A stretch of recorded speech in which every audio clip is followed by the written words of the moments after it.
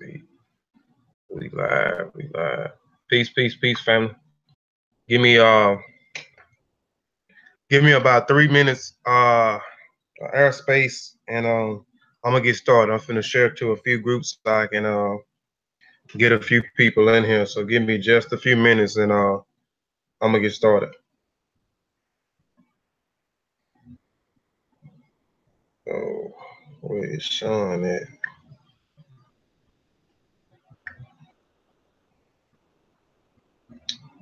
I gotta go back and find it.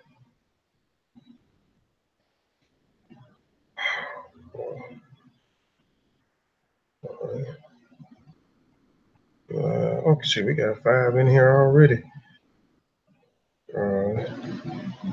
Y'all, like I said, those that just popped in here, give me just a few minutes and I'm gonna get started. I'm finna share to a few groups.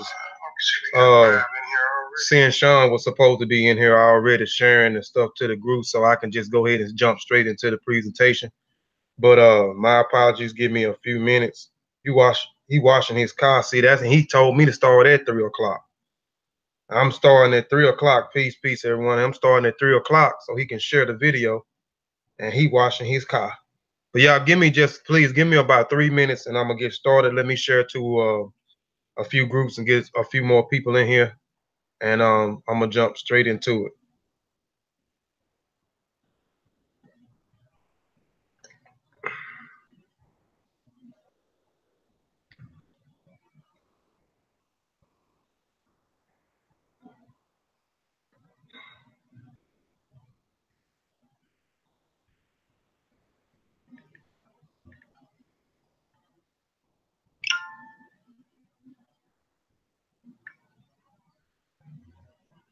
Send that more. If you don't mind, you will help me share these real quick so I can jump straight into the presentation. I'm gonna get Sean when he do pop in here. But if you don't mind, if you're not busy, send it Mo or send it Lisa. Either one. Could y'all help me share in a few group real quick so I can jump into the presentation?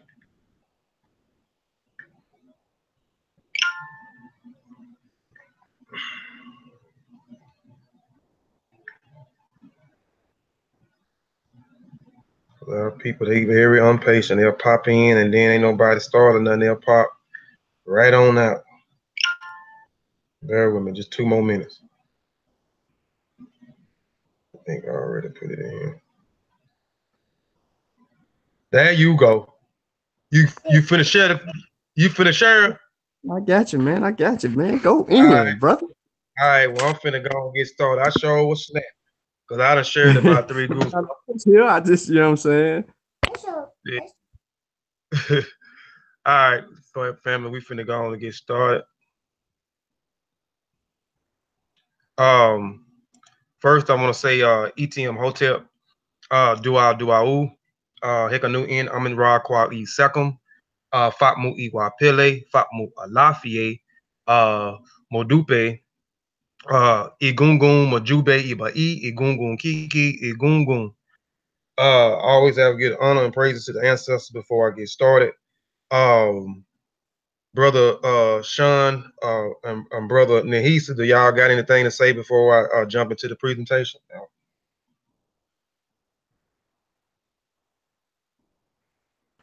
Nah, man, I'm just looking forward to a great show, man. Do your thing, brother. Go all the way in. Yes, sir. I appreciate the invite. Just do your thing. All right. Well, we finna get started. I may have a few hold on, I'll say it a bit. Let me share my screen real quick.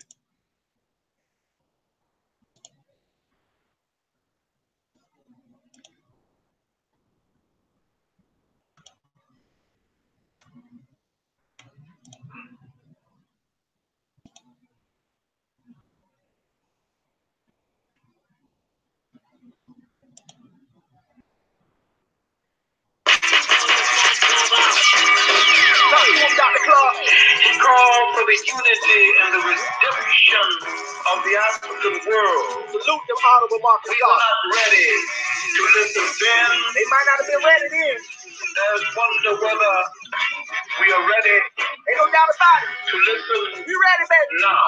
Let's go. Yeah. Flag fly high, flag fly high, flag fly high. Black kiss to the sky, breaking side to side. It's the flag fly high. Come on. Flag fly high, flag fly high, flag fly high. RPGs on the rise, all eyes will recognize the flag fly high. Hold it high, let it fly. Rebel colors forever, Bobby would never die. On the 90, the throne ready, let's take a ride. Cash won't fix me and don't choose a side. This is the path for the warriors. Seldom travel yet still vainglorious. Yeah. Black power represents us. Do we go rolling with Africa or against us? Flag fly high, flag fly high, flag fly high. Black kiss to the sky, breaking side to side. It's the flag fly high. Come on. Flag fly high, flag fly high, flag fly high. RPGs on the rise, all eyes will recognize the flag fly high. The red is for the blood. I got the best stop, the rest got stood. The black is for the gods, melanated and elevated, holding the main charge. The green is for the cradle. Africa, everything first, the earth's stable. This excellency, put it together as a symbol of liberation. That's how we get the letters RBG.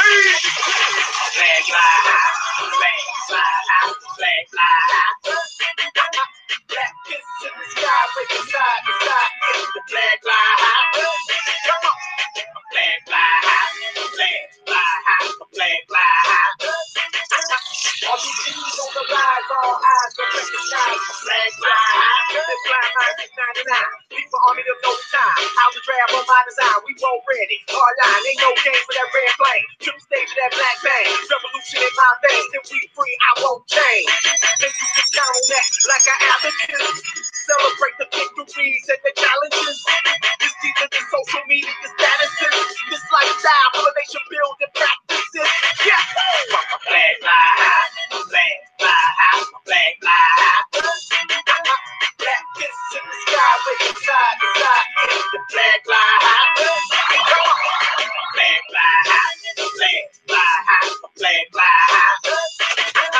RPGs on the rise, all eyes will recognize the flag fly high. Red, red, red, black, black, black, green, green, green. RPG about that red, red, red, black, black, black, green, green, green. That RPG about that red, red, red, that black, black, black, that green, green, green.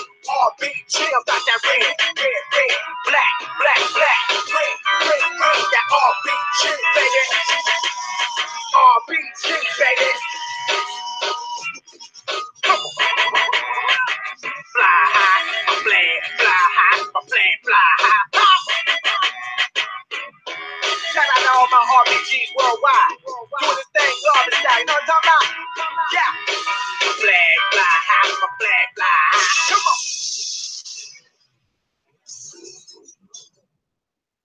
Flag, fly high, my flag, fly high, my flag, fly high. RPGs on the rise, all eyes gonna recognize my flag, fly high.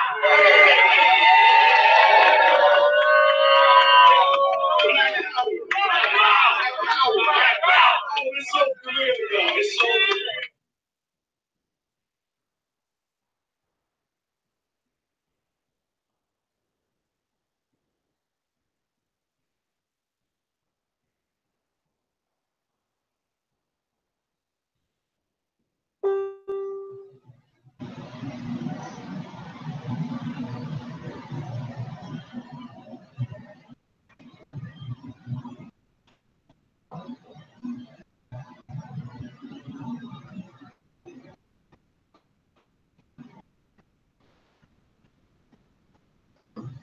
Flag still flying high.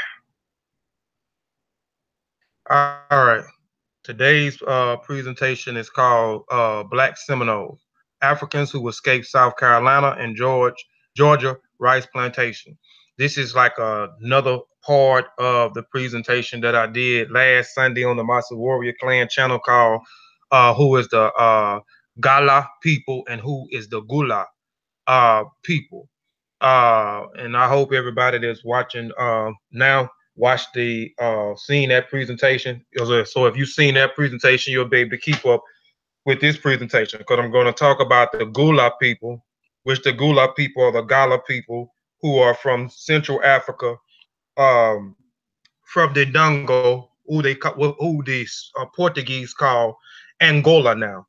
And the word Gola, the Gola people comes from Central Africa, who migrated into West Africa, and they migrated into West Africa, the Ivory Coast, Guyana, and then majority of them populated Liberia and Sierra Leone, and they became masters in cultivating rice in Liberia and Sierra Leone. So, but just if you looked at that presentation, like I said, you'll be able to follow this presentation, because we talked about with that presentation, the Gullah people is nothing but the Gullah people. And now we're going to talk about some other things that happened on the plantation in South Carolina and Georgia. These people actually revolted also, and we're going to see when they revolted, where did it go, and what happened in time as these people revolted. Some of the Aboriginal people probably going to put a bullseye on my head, put some bread on my head, because I'm going to be talking about a few things dealing with the Indians, because when you talk about the Seminoles, the first thing comes to our mind is the so-called Native Americans. So I'm going to start from before I get to the Seminoles, before I get back to the Gullah people. I want to try to paint a picture and go back in time before the revolt happened, before the Black Seminoles even came into existence. So I'm going to walk y'all back in time and then walk y'all all the way up to the Black Seminoles, to the Black Revolt. What happened after the Black Revolt? What happened to them in Florida? How did they end up in Florida? How did they ended up in Oklahoma? How they ended up in Mexico? And then how some of these guys ended up serving in the military after the Civil War and so forth. So let's get started. Before we go to war, this is a phrase that my Massa War brother, Ini Haret Sean Calfani, coined the phrase, let's go to war. So anytime you see anybody from the Masi presenting information, this is our warrior chant before we get started. So here we go.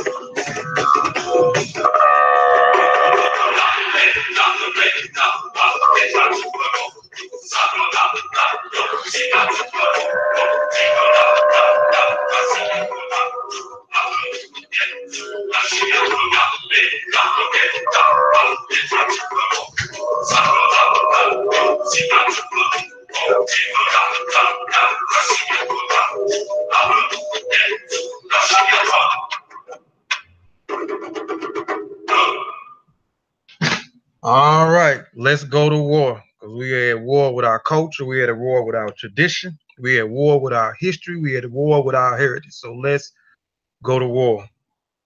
All right. Yesterday was Malcolm X presentation.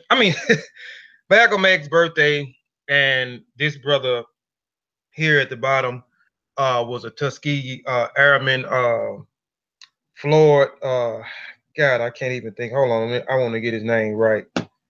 He passed on March the 8th, but he was a pilot for the Tuskegee Airmen, and I can't remember his full name. Yeah, Floyd Carter Sr., the individual on the bottom. So these two are ancestors. So I want to give a Hotep D Suit offering formula to Malcolm X and brother Floyd Carter Sr. So at the top we have the sesh, at the middle we have the transliteration, at the bottom we have the translation. So the transliteration reads Hotep Dina Sut Wasid Neb Jadu Necha A Neb Abdu DF Correct in Hinket Ka Hapet Sesh Minket Nebet Neferet Webet Unket Necha M A Ka E Maku Ma Karu, which means an offering in which the king Wusir, Lord of Jadu, the great deity, Lord of Obitus, that he may give a voice offering of cow, fowl, linen, alabaster, and all that is good and pure in which a deity lives, to the revered ones, Malcolm X and Floyd Carter Jr., justified or true of voice. So I wanted to give honor those two good and great men. All right, I always have to put a disclaimer out here before I get started. I am not a teacher, but merely a student sharing information, and that information is provided for the educational purpose only. And if you are in doubt, do the research or have it verified by someone qualified. I reserve the right to change the focus of this presentation to shut down, sell, or change the terms or use at my own discretion. All trademark, design rights, copyright, registered names, mottos, logos, avatars, insignias, and marks used or cited by this website are property of their respective owners. I reserve the right to add information as it comes available or adapt changes, improve information as it comes available in the future. Inputs wanted, changes, additions, deletions are encouraged. This is my motto, my saying. As I learn, we all learn. I think this is a great phrase. As I learn things, I like to pass it down to my family. I think this is the only way we'll be able to grow. We'll be able to excel. We'll be able to succeed. And we continue to expand our minds and pass this information down to our families, to our communities, to our societies, and so forth. So as I learn, we all learn. All right. Like I stated in the previous thing, before we get to the Black Seminoles, I want to walk you back through times before we get to the Black Seminoles, before we even get to St. Agustina, which is Florida, where these Gullah people escaped South Carolina rice plantation and Georgia rice plantation, revolted, and ended up in Florida. All right. In 1739, Governor Manuel D. Martino's official established a town of Gracias Real de St. Therese de Moss, Fort Moss, hereafter approximately 2 miles north of St. Augustina. And we're going to talk a lot more about St. Augustina, which is in Florida, in a little bit. Although the Spanish recorded little information regarding its structure, British reports describe Fort Moss as 4 squares with a flanker in each corner, painted with earth, having a ditch without an old side lying around the Prickle Royal, and as well as a house within, and a lookout. Fort Moss was located at the head of the Moss Creek, a tributary of North River, which provides an abundance of shellfish, saltwater fish, freemen planted in the fields nearby, while small maroon communities developed in a vicinity. So more, I know the family know who the Maroons are.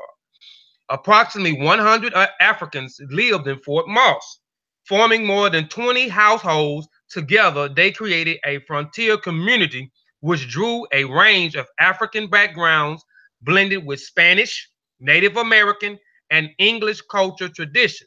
So a lot of the Africans or our ancestors who escaped some of these plantations and ended up in Florida, they at one particular time, we're going to talk about Spain and the Spaniards and Great Britain are feuding with each other over Florida. They are battling and feuding for ownership over Florida at this particular time. So you're going to see that the Black Seminoles, not only the Black Seminoles, but the so-called Native Americans ended up adopting some of the English or the Great British culture, as well as the Portuguese culture intertwined with the African culture as well.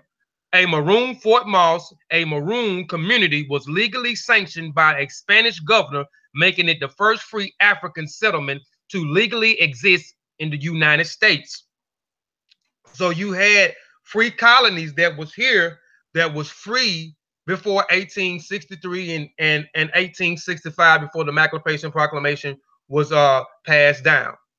By the time Fort Moss became an official town, St. Augustine had already earned a reputation of being a safe haven for runaway slaves. Thus, in August of 1739, the word Indian allies in the nearby areas reached Motinio, confirming that the British had attempted to erect a fort. Excuse me, y'all. Had attempted to erect a fort in the Apache region northwest of St. Augustine, but the blacks revolted, murdering all whites, and escaped. These runaway days later would seek direction from the Spanish, from the Native American, and they met in a wooded area in Florida. Fort Moss quickly became known as a center of black freedom for runaways and a village and new converts, as the resident received some of the typical Catholic instruction. So you had a town, Fort Moss, where you started to see runaway slaves, and it was closer to St. Augustine, which both are in Florida. So we're gonna get into how this place, Florida, became a safe haven for the runaway kidnappers. I hate to keep calling my ancestors slaves. So we're gonna get into that. We're gonna talk about that. Why the Spanish or the Spaniards made designated Florida as a specifically place, if they escaped, that this will be a free land for those who escaped the plantations.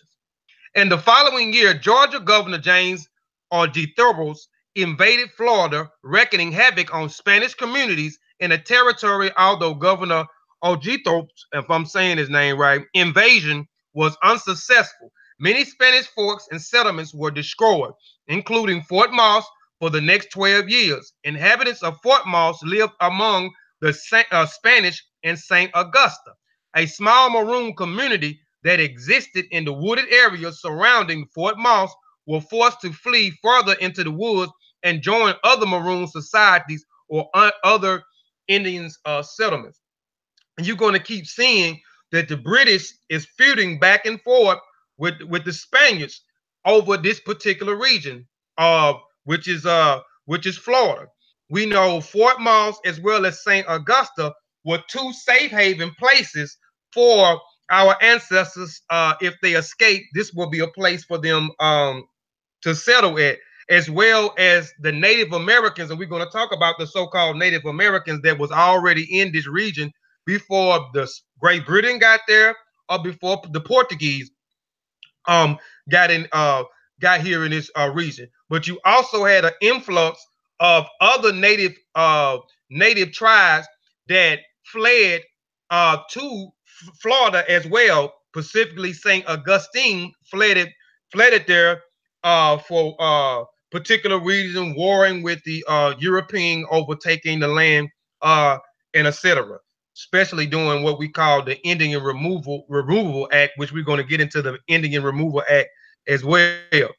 The earliest recorded evidence of blacks in Florida dated back to 1513 and related to Spanish explorations and settlements of Hispaniola. During this time, Spain declared exclusive sovereignty over the land from the Florida Keys and the new founding land of west to Mexico. In 1526, the Spanish settlement San Miguel de Gudap, near present-day Sapelo Sound, Georgia, was still the first colony with a number of African slaves.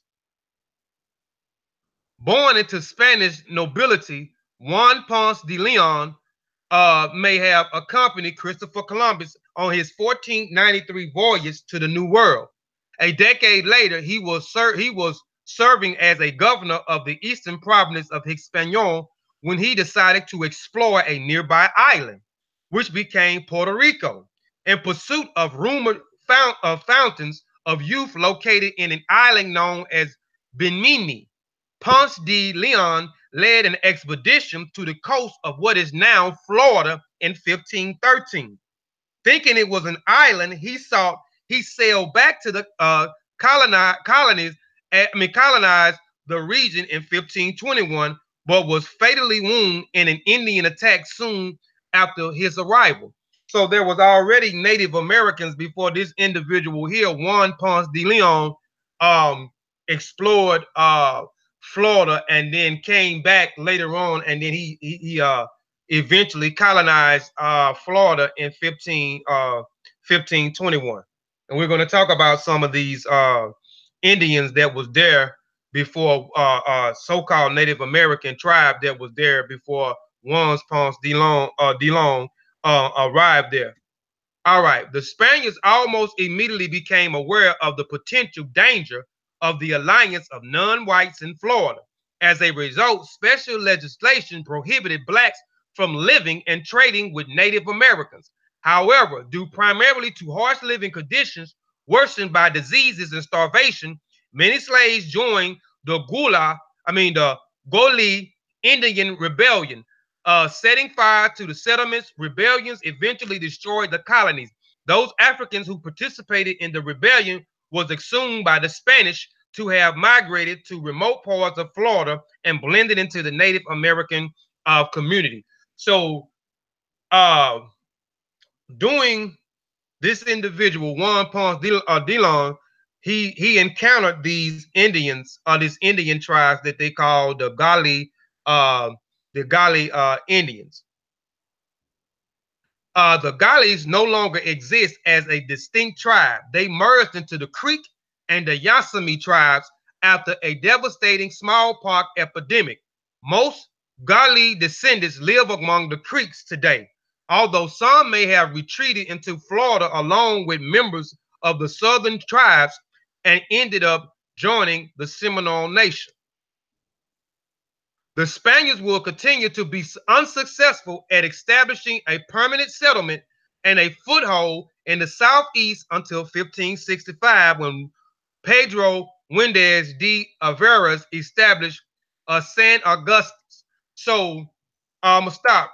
So when Juan Ponce de Leon came in, he discovered Florida. He came back and colonized it. So they had problems warring with these Gullah Indians and trying to set up a settlement there. And in 1565, you had Pedro, who came in and eventually set up a settlement, and he set up what is called San Augusta, which present day became Saint Augusta, which is in Florida. And among the Timucua Indians, the Mendez was granted permission through a royal charter to import 500 slaves. However, according to Landry, evidence suggests that fewer than 100 African slaves may have accompanied the first settlers. The Gullah Indians would continue to resist Spaniards' encroachment and control throughout the 16th century. So the Gullah continued to fight the Portuguese or the Spaniards as they tried to set up settlements. And then, like I say, later on, you had Pedro that came in And you also had another group of Indian tribes that was called the Tamokans, if I'm pronouncing the name right. And they actually gave and granted Mendez permission and gave him a permission to bring slaves and set up these settlements in Florida. All right. The Gullah Indians will continue to resist Spaniards encroaching and control throughout the 16th century. In 1576, a major revolt again occurs with the last 4 years.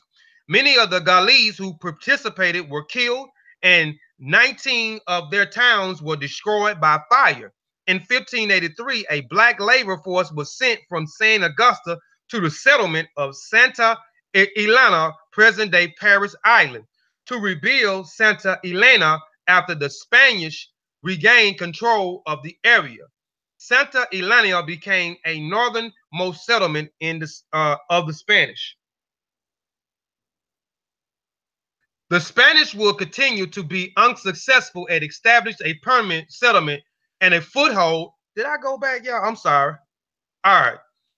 Now, we talked about the Gullah tribes, the so-called Native American Gullah tribes, who fought against Pedro and fought against Juan as they tried to set up these Spanish settlements in Florida. You had another group who actually gave them permission to bring slaves and set a settlement up, and these was another group that was there that was called the Timkaku, if I'm saying the name right. Were a Native American people who lived in the northern east and north central Florida of southeastern Georgia. They were the largest indigenous group in the area and consist of about 35 chieftains, many leading thousands of people. The various groups, the Timucua, spoke several dialects of the Timkahu language at the time of the European contact. The territories occupied by speakers of the Timucua dialects occupied about 9,200 square miles and was home to between 50,000 and 200,000 Timucuans. It stretched from the Atlantic River to the Cumberland Islands, excuse me, y'all, present-day Georgia, for south of the Lake Georgia in central Florida, and from the Atlantic Ocean west to the Arcelia River in Florida, panhandling, though it reached the Gulf of Mexico at one more than a couple points. During the time period of 1649 through 1656, the population of the Timucua tribe began to diminish. Although the Timucua were one of the more peaceful tribes. Listen, it said one of the more peaceful tribes, because we're going to get into these Native Americans in a minute. They will fight back when pushed. The war with the English and other Indians decreased their numbers. In addition, a series of epidemics struck them, the major one being smallpox. As the tribe died out, and we know what happened with the smallpox. We know what the Europeans did with the blankets in order to try to eradicate some of the Native Americans with the smallpox. So we know that the Gullah tribes, Indian tribes, were there, and a lot of the tribe died out, and the rest of them merged with what would later on become the Seminoles, and also they merged with the Creek people, which the Creek Nation is one of the 5 civilized tribes. There was numerous of Indian tribes, but the civilized tribes, as the Europeans called them, the 5 civilized tribes, we're going to get into the civilized tribes, and the Creeks was one of the so-called Native American civilized tribes. They wasn't civilized at all, neither. Began to diminish. Although the Timucuas were one of the more peaceful tribes, they will fight back when pushed. The war with the English and other Indians decreased their numbers.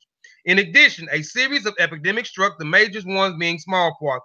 As the tribe died out, it is believed that those who survived the diseases may have later joined the Seminole tribe.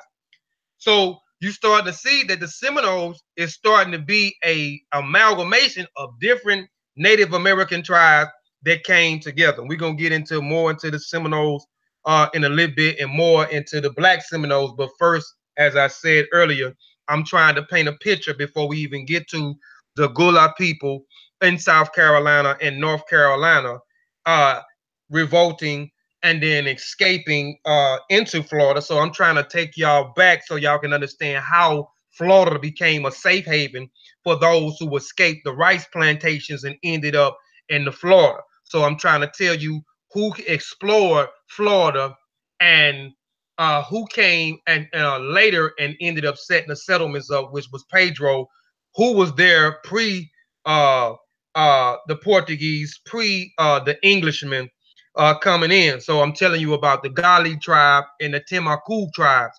right now. So just continue to walk with me, and we're gonna get with the Black Seminoles in a minute. All right.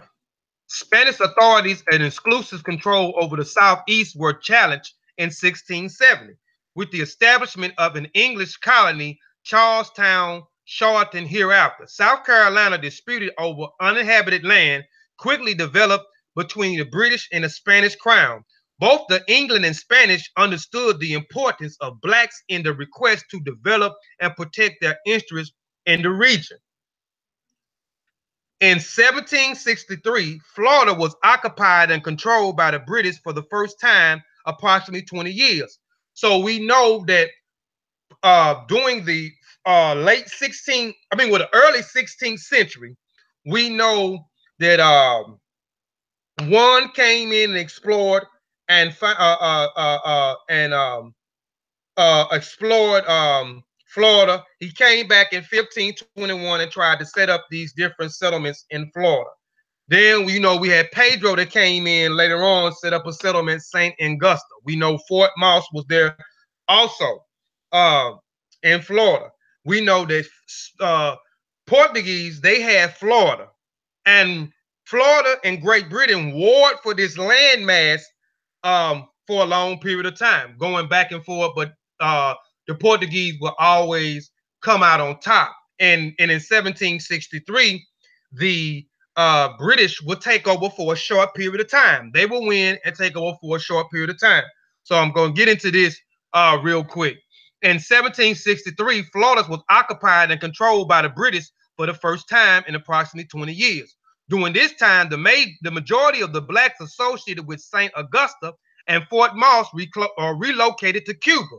So, and we're gonna get more into St. Augustus, but we touched on Fort Moss. That was also a safe haven for our ancestors to escape, also as well. Now, during the time when the British defeated Portuguese or the Spaniards and took over Florida at this particular time, during them warring, you had the Gullah tribes. They ended up, a lot of their places was burnt down and destroyed, as well as them resisting and burning down certain settlements of the Spaniards, the British, and so forth. Now, when the British took over, a lot of the blacks, those Africans, and they relocated to Cuba at this particular time, this short particular time when the British defeated Spain and took over for a short period of time. In 1784, when the British returned, black also returned. However, many blacks returned who were occupied from Fort Moss is not known. Fort Moss was never reestablished. Remember, they came in and burnt down a lot of Fort Moss and other different settlements that these Africans had escaped to. Thus, the black community of Fort Moss remained scattered, although the Spanish returned and established control of Florida again. So now the Spanish has come back in and taken control back over Florida. So British had it for a short period of time, but they feuded and warred against each other for a long period of time. And then, farther as we get into the presentation, you're going to see the United States is going to want Florida. So now the United States is going to try to war against the Spaniards as well to try to take Florida. blacks had begun to establish a close relationship with the Native Americans in the regions who had by now began a new Indian nation known as the Seminoles. Black maroon settlements were established in a close proximity to the Seminole settlement, villages and towns. In time, they became known as the Black Seminoles. Black Seminoles would eventually come in contact with Fort Moss descendants through trade, thus exposing Black Seminoles in Florida to various aspects of Caribbean culture. Because now the Africans who had escaped and went to St. Augusta, Florida, and went into Fort Moss, which was a safe haven, when Florida finally won and took over Florida, when the British won and took over Florida from the Portuguese for a short period of time, you start to see them relocate and they went to Cuba. And now once the Spanish took back over, now you start to see a lot of them start to come back into place, which we're going to get into in a minute, how Florida became a safe haven. But now you start to see them come back. So now when these our ancestors come back, they come back with Caribbean culture as well.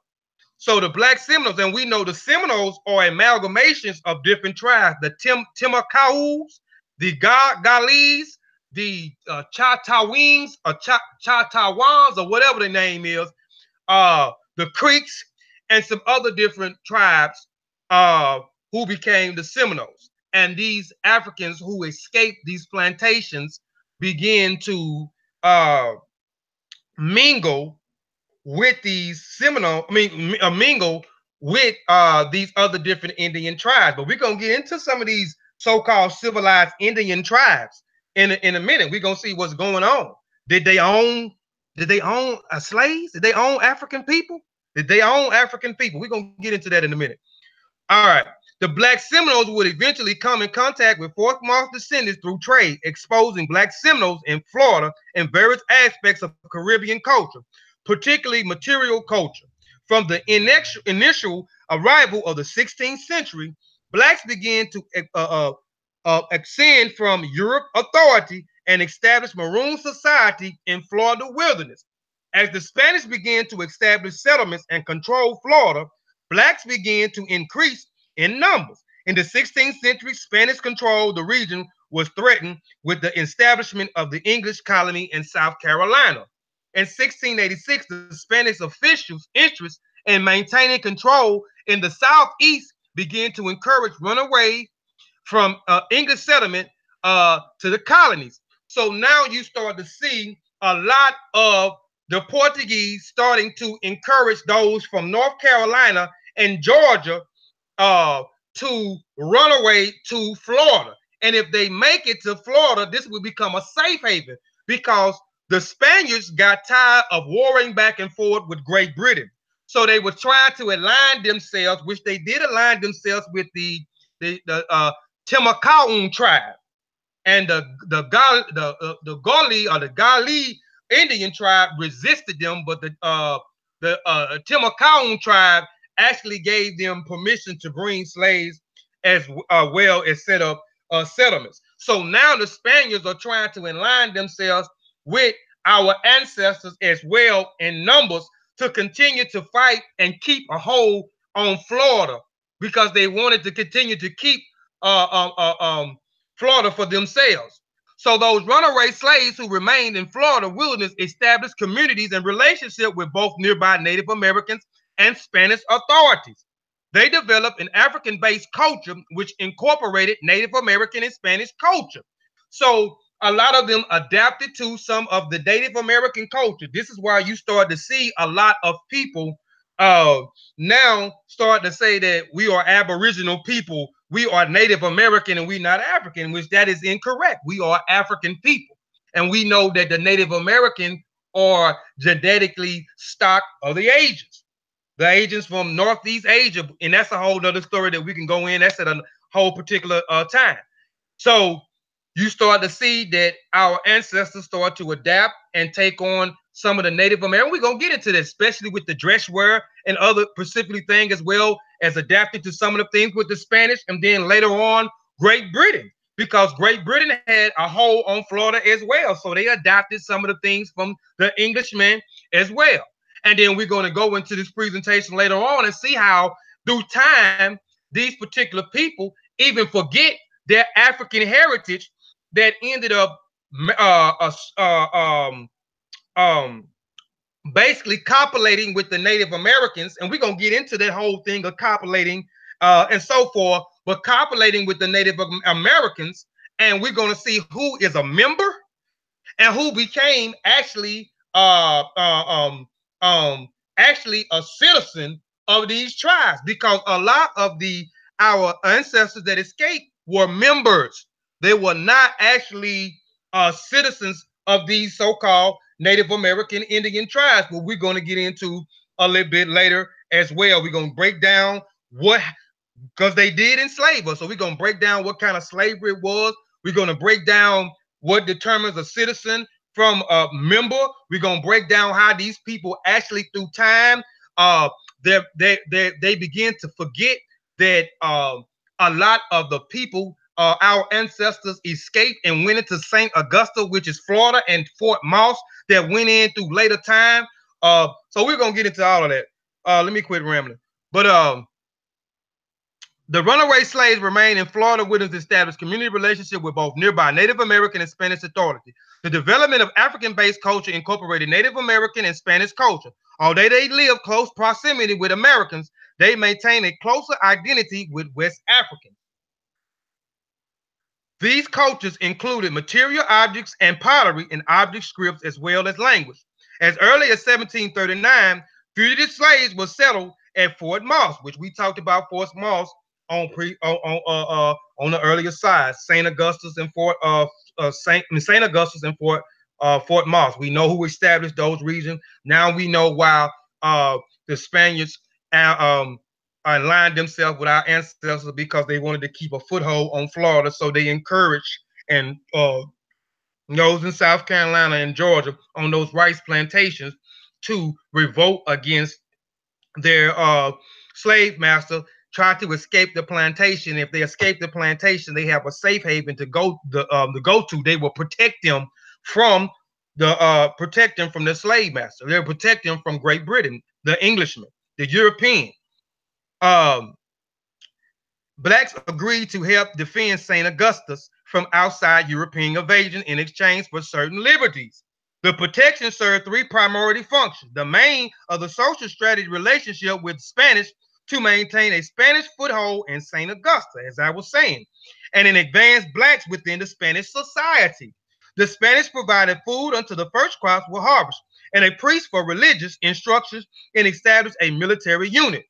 Arguably, Fort Moss was the first free black settlement in what will become the United States of America. At Fort Moss, blacks would also create a culture that wove together African, Native American, and Spanish elements. However, particularly communities was transported to Cuba, which we talked about. A lot of them went to Cuba once Great Britain defeated the Portuguese and took over Florida for a short period of time, and then later on our ancestors returned from Cuba. So now they have an influence of Native American as well as Spanish as well as Cuban into their culture.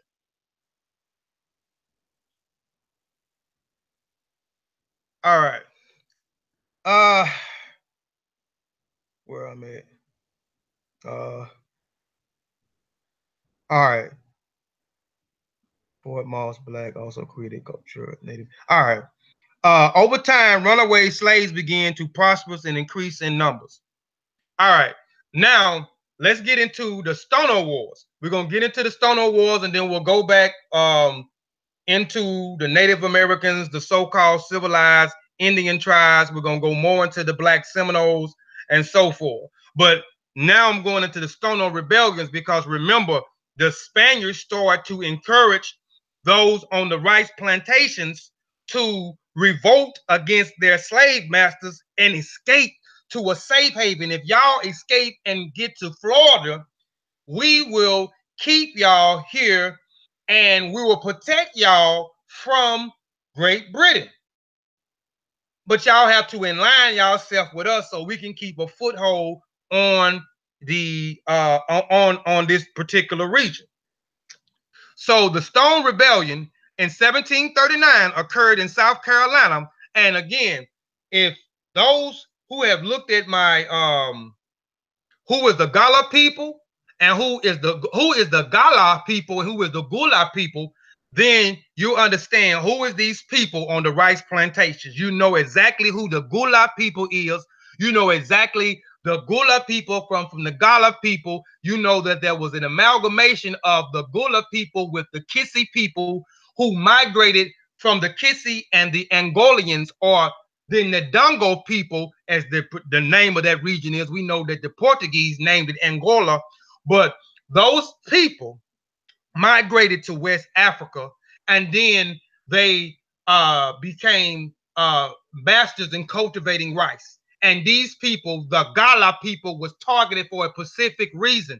They was targeted Liberia and Sierra Leone, this specifically region in West Africa, to bring these specifically Africans to South Carolina and Georgia, to these islands where these swamp areas were, because these Gullah people was already in the swamps in Sierra Leone and Liberia cultivating rice. This was their specialty in cultivating rice. And we was immune to a lot of the diseases, preferably yellow fever as well as malaria. But that's that presentation. Go back and look at that presentation. But hope everybody looked at that presentation so you can continue to walk with me on this. The Stone Rebellion in 1739 occurred in South Carolina and was the largest slave revolt in a colony of American history. Some 80 slaves took up arms and marched south toward Florida, where they hoped to find freedom. They killed some 24 whites along the way. Eventually, rebellion slaves were killed and captured by white militants in response to the uprising. South Carolina tightened laws and regarding the slavery in effort to prevent future revolts. We'll talk about that, the Negro Act that they created in 1740. On the morning of September 9th, 1739, a group of 20 slaves on a plantation near the Stony River, about 20 miles southwest of Charleston, began an uprising in an effort to win their freedom. Their leader may have been a slave known as Jimmy or Cato.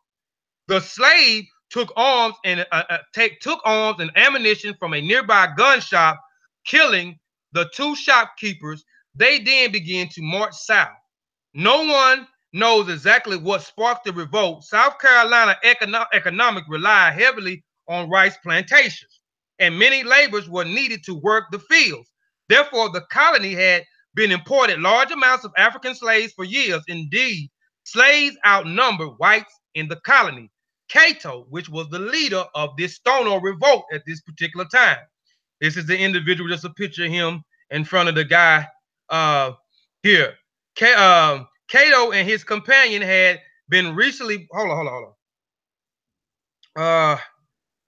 indeed, slaves outnumber whites in the colony. Cato and his companions had been recently brought into South Carolina and were originally likely from the Kingdom of the Congo in Africa.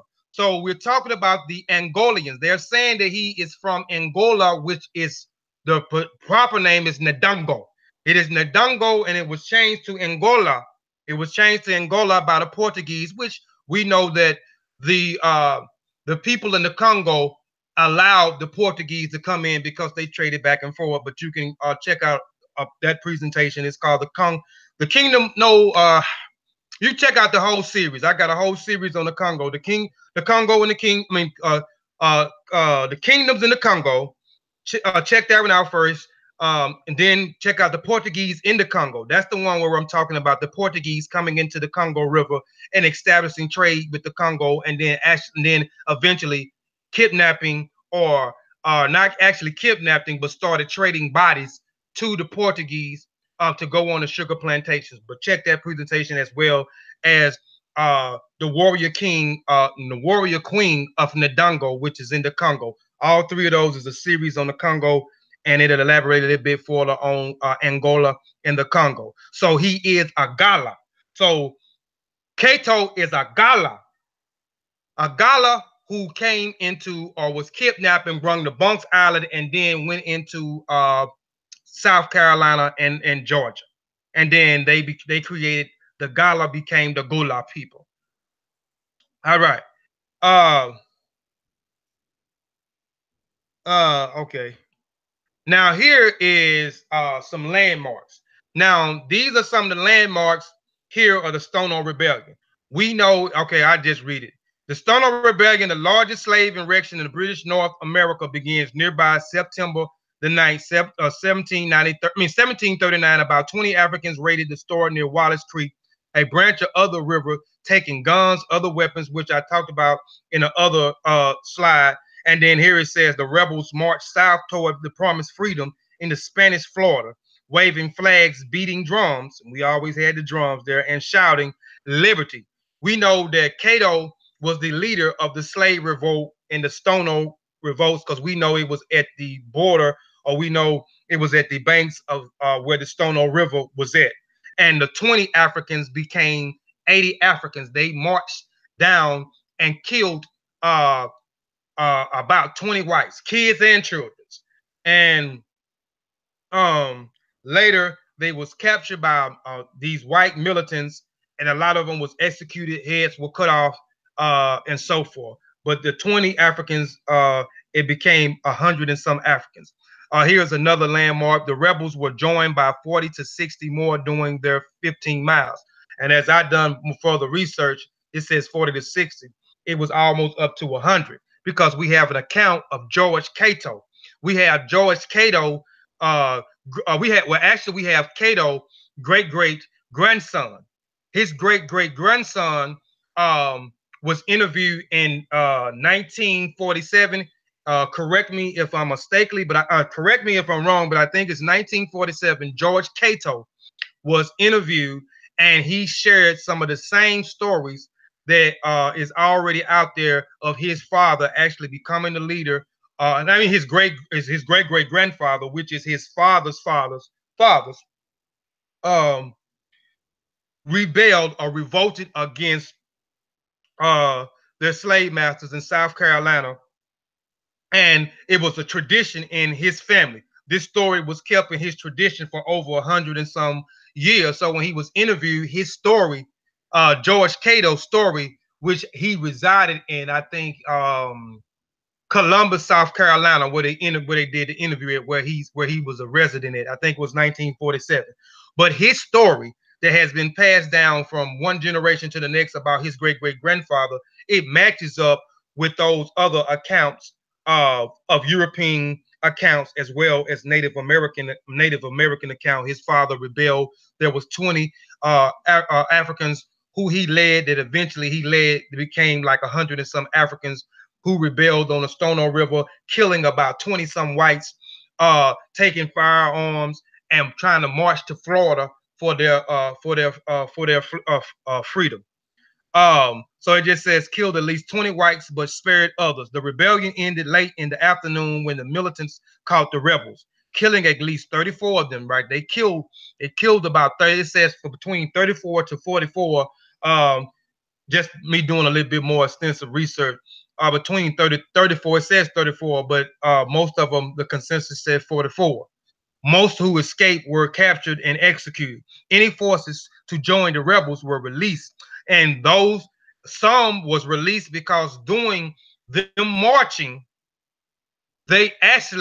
some of the ones was actually our ancestors actually started hiding some of the slave masters, and they eventually found them, killed them, and then made them come and be a part and march with them to their freedom. So the ones that hid their slave masters were trying to protect them, and then was forced to march with their kindred.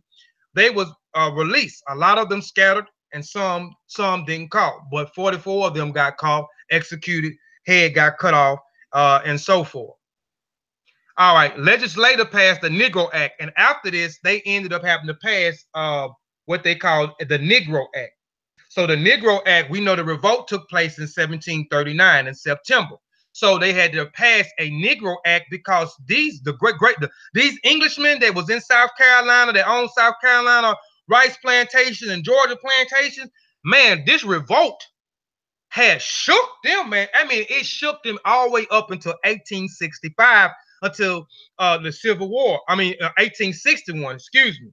So it shook them. So they had to put something in place. They had to pass some type of law. So they passed this the legislature passed the Negro Act the next year in 1740 to tighten control. It required a ratio of 1 white and 10 blacks on a plantation. Further, they prohibited slaves from growing their own food, assembling in groups, earning money, or learning to read. And Cato was actually the one that did the revolt, that was the leader over the revolt. He was taught by his slave master how to read and write. So now, after this, you start to see things in this Negro Act that they started to make it illegal, to continue to make it illegal and ban. You cannot teach your slave how to read and write. So this was something that was in the Negro Act of 1744 as well, as do not teach them how to read and write. Do not teach them how to be literate. Provisions based on assumptions that white could effectively judge black character. For instance, whites were empowered to examine blacks who were out without passes and to take action. The legislation worked to reduce the cause for rebellions, establishing penalties for masters who demand excess works or who brutally punish slaves. These provisions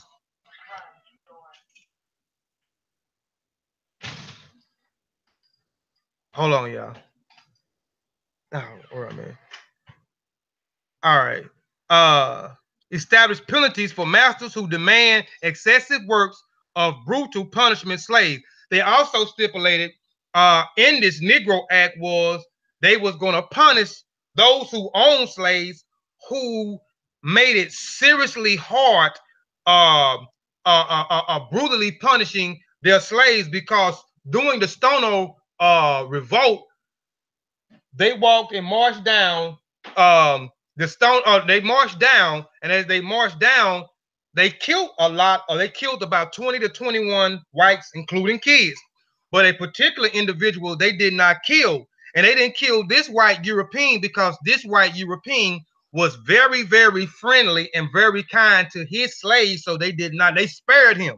So they seen that, so they took that in account. So they made it a law in this Negro Act that you could not brutally punish, and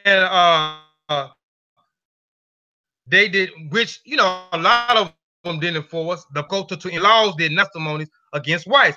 Also, the slaves could not testify against the whites, saying, okay, I seen my slave master, he actually raped my auntie and he cut off my uncle's balls. He sodomized my father. He couldn't make a testimony of the horrendous and cruel things that they did. They also started a school to teach slaves Christianity doctrine, which we know that as well. We know once these Europeans come on, they always try to convert us into Christianity. We know a lot of them come into our homeland, Africa, with missionaries and set up schools and teach them how to and convert them into Christianity, teach them their language, how to read the Bible and so forth in their own language as well as in their native tongue as well. All right. During Florida first period as the British colony of 1763 and 83, we're going back to when the British took over. Increasing numbers of blacks began to inhabit the region. Jane Grant, governor of Great Britain's East Florida, believed that the economic development and overall prosperity of the colony relied upon 36 of the institutions of slavery. He began to offer new settlers 100 acres, listen, per head of households and an additional 50 acres for every white and black person in the family, causing slaves importation to increase tremendously. Florida produced a 2-to-1 ratio of slaves to whites. As a result, blacks were either purchased by Seminoles. It says that the blacks were either purchased by Seminoles or given as presents. So we know that Seminoles was also a part of what the Europeans called the 5 civilized Native American tribes. So the Seminoles also owned Africans. And they was also given as presents to the Europeans were giving our ancestors to the Native Americans for presents as well. The going rate was 40 heads of cattle. The quality of cattle corresponds with the quality of slaves, taking into consideration such factors as age, sex, weight, and condition. British officials would strengthen alliance with the Seminoles chief and this was the time that British was in there. This was the time, not when the Portuguese was in there. Remember, Portuguese was the one that came in. We know that Juan was the one that came in. 1512, somewhere around there. He came back in 1521 and he tried to set up settlements. He was constantly in battle and resistance against the Gullah Native American tribes who fought back.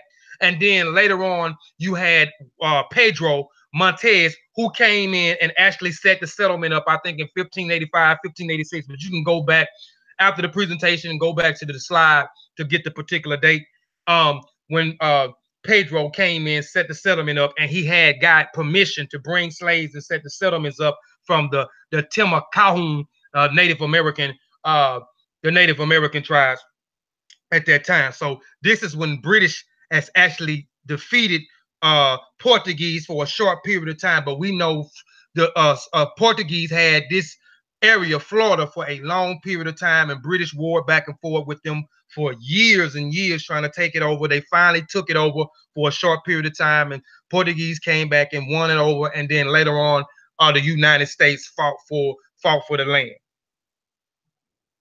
As a result, purchased Seminoles were given as a precedent. Going rate was 40 heads of cattle. The quality corresponds with the qualities of slaves taken into consideration, such factory ages, sex, weights, and conditions. British officials would strengthen alliances with the Seminole chiefs by presenting them with slaves as gifts, due primarily to the influx of runaway slaves, which in turn increased cohabitation. The relationship between runaways and Seminoles was also strengthening.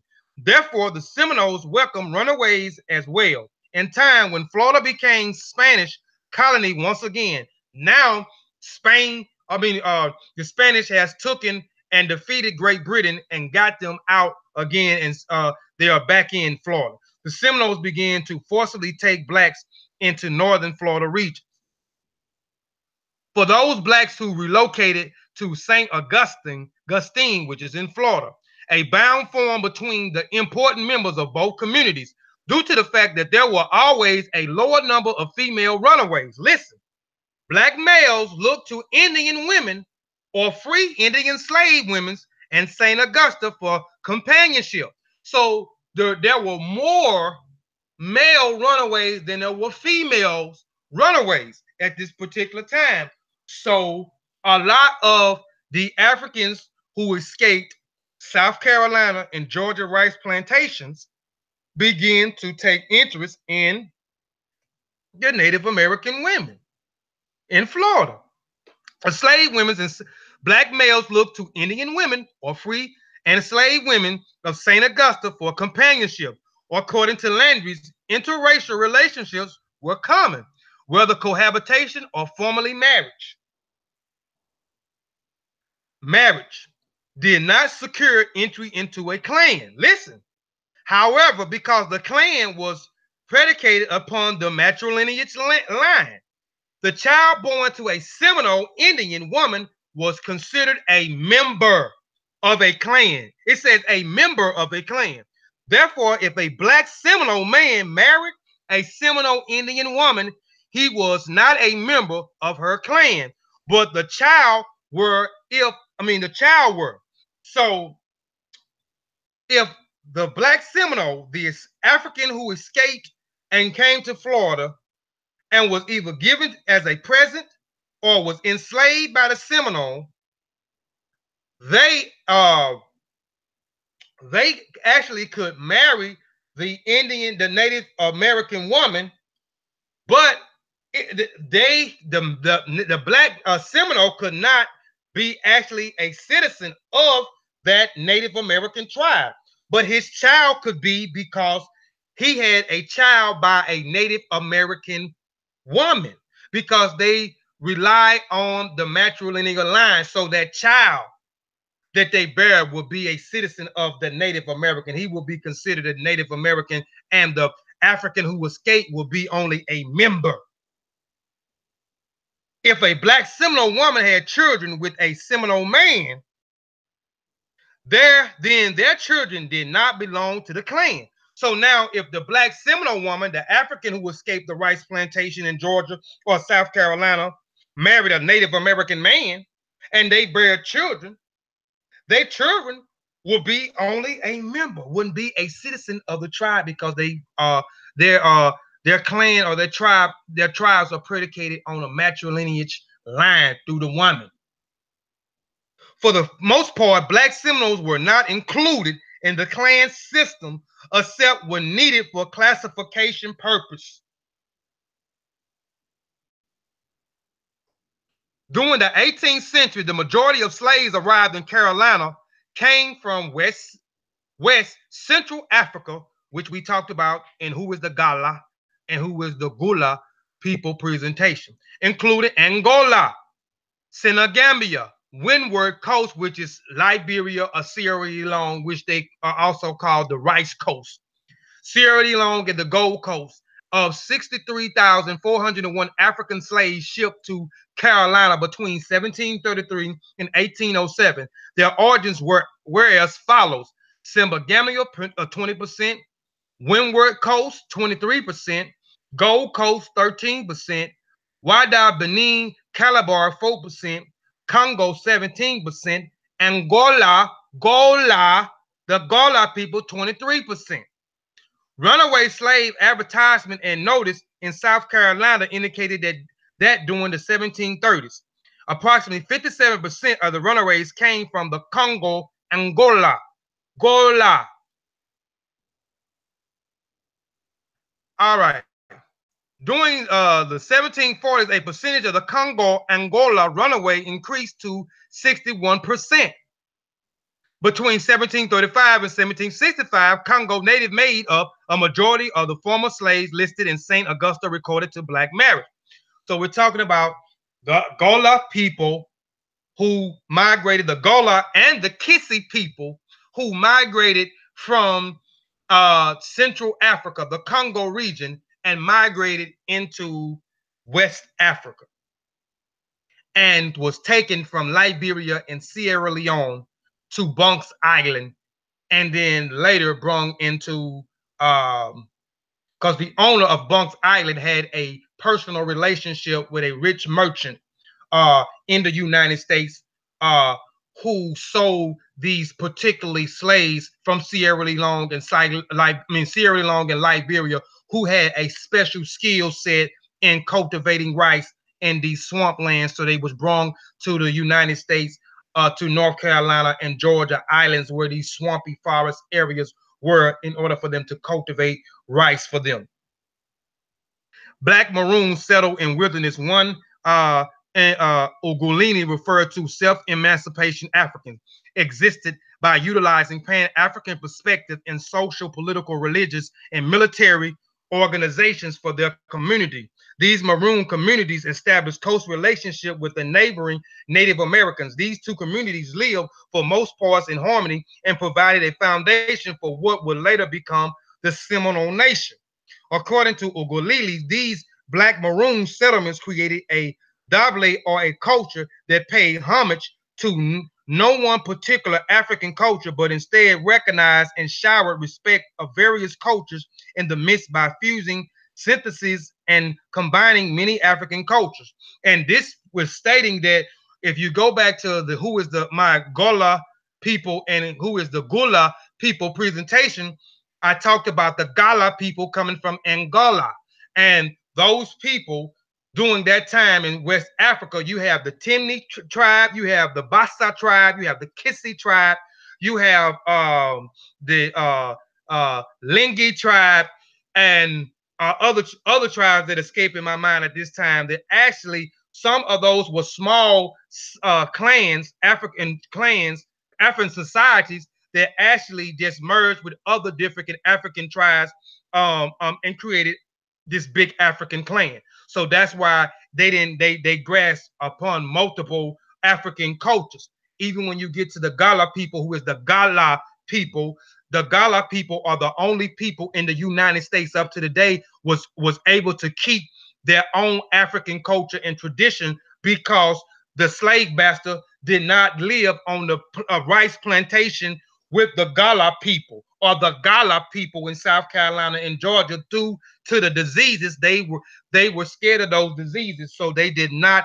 So they lived separate. So this is why they was able to latch and keep on to the culture. So they adapted to the Piesie culture, because the Piesie come from Central Africa, the Congo region. They migrated out with the Gullah people. And then the Gullah people was in with the Piesie people, the Timni people, the Bassa people, the Kona people, the Mindi people, and so forth. By fusing various African cultures, the Pan-African ethos involved within the community. These type of Pan-African cultures exist with the minimal European interference. These Pan-African culture traits manifest themselves in a various of culture forms and disguise their communities from both Spanish society and Native American communities, regardless of their close proximity. All right, the word Seminole first appeared in a 1765 English document referring to the band of Indians in the Achu region. The originated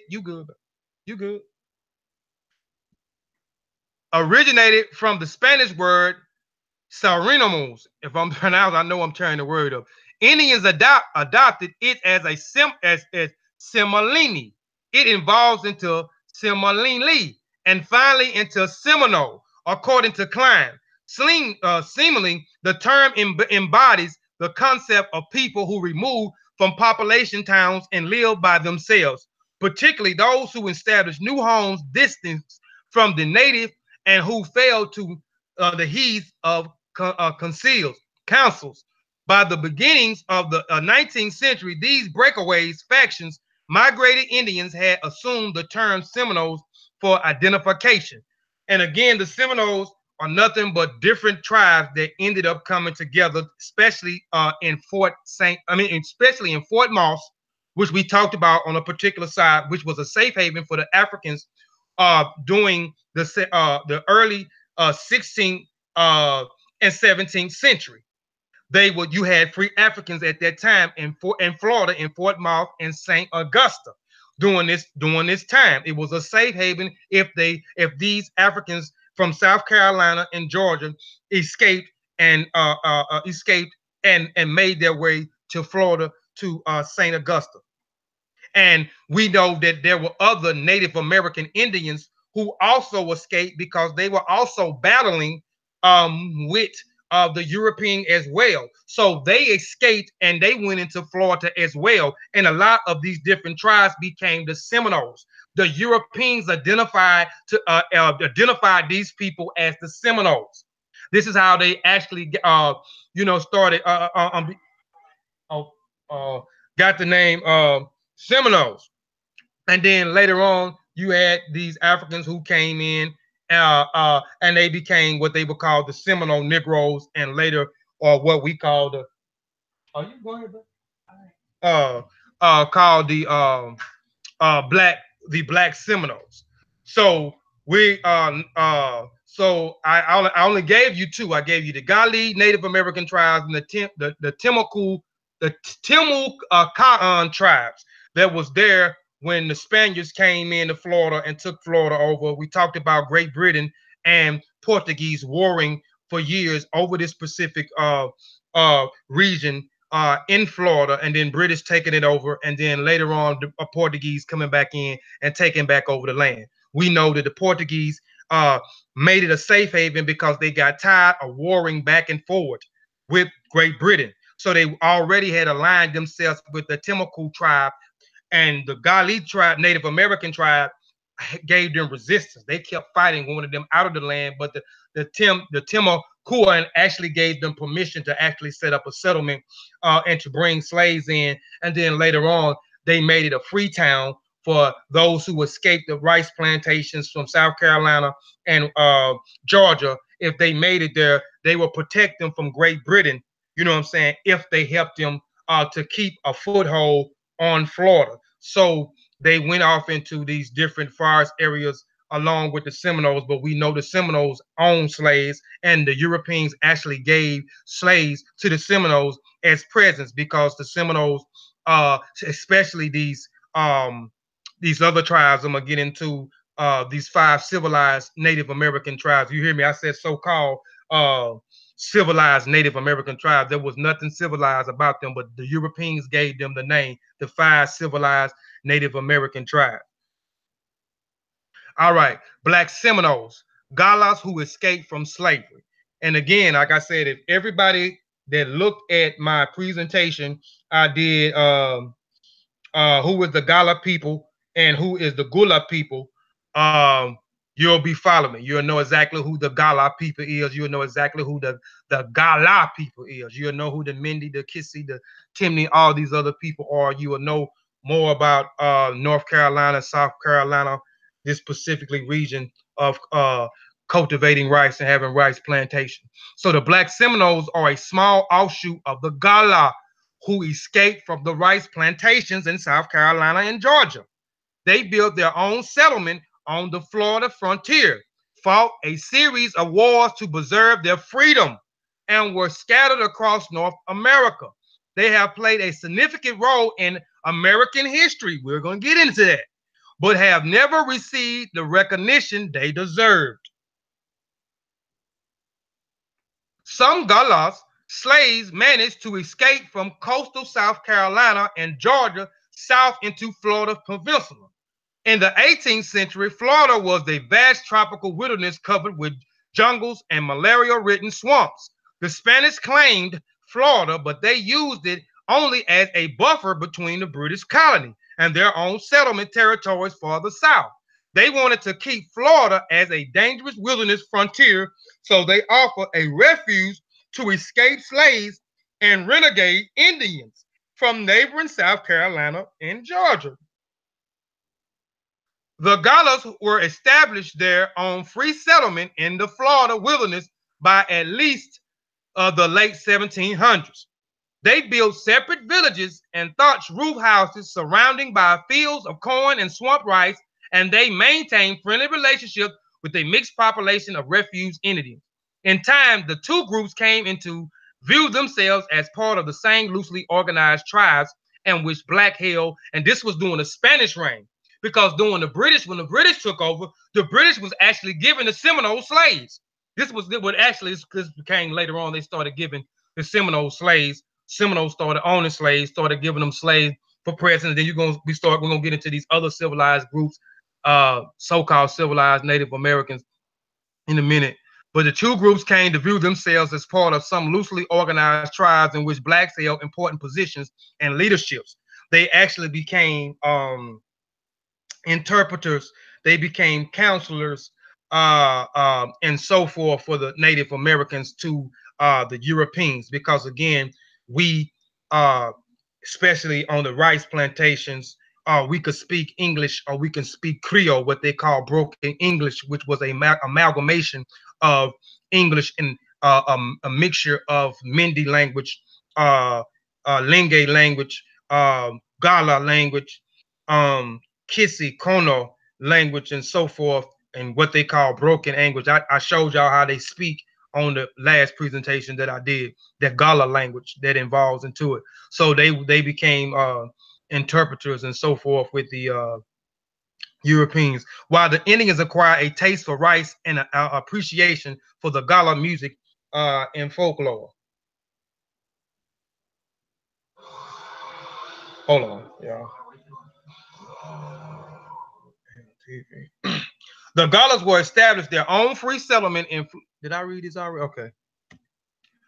The two groups led an independent life in the wilderness in northern Florida, rearing several generations of children in freedom, and to recognize the American settlers and slave owners as their common enemy. The Americans called the Florida Indians Seminoles, from the Spanish word maroon, meaning wild or untamed, and they called the runaway Gullahs Seminole Negros or Indian Negroes. Modern historians have called these free Gullahs frontmen the Black Seminoles. The Seminole settlements in Spanish Florida increased as more and more runaway slaves, renegade Indians escaped south, and the conflict with the Americans was sooner or later inevitable.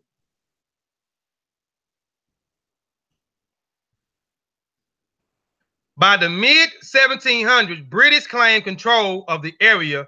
Lost. I'm not ignoring y'all neither, family. I'm looking in the chat. I'm seeing things. I'm trying to keep the comments down on this particular presentation for a specific reason, and I'll talk about it afterwards. But I see y'all in the chat. You know, I normally greet everybody in the chat. You know what I'm saying? Talk to everybody in the chat. But Sergeant, one of my sergeants got me up on the strict rule, and my timekeeper, and some other things, because it's something we're trying to do. So, but let me get back into it. By the mid 17th century, British claimed control of the area, lost again to Spain in the end of the Revolutionary War.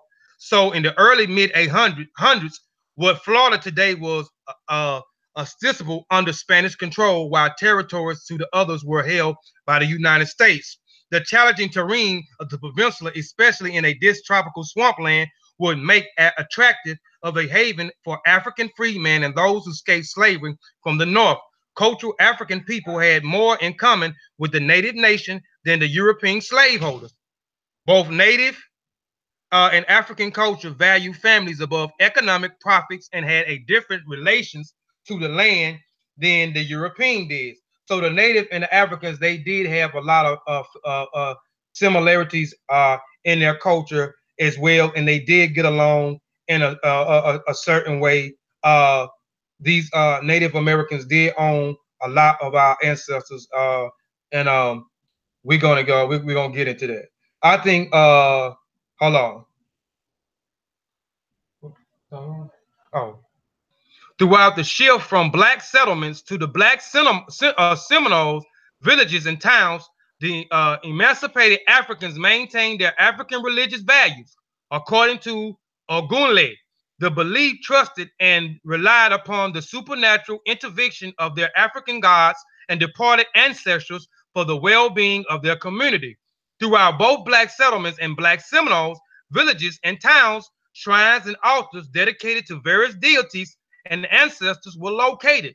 So you can see that when they went into this region and owned by owned by Native Americans, but they had their own settlements because the Native Americans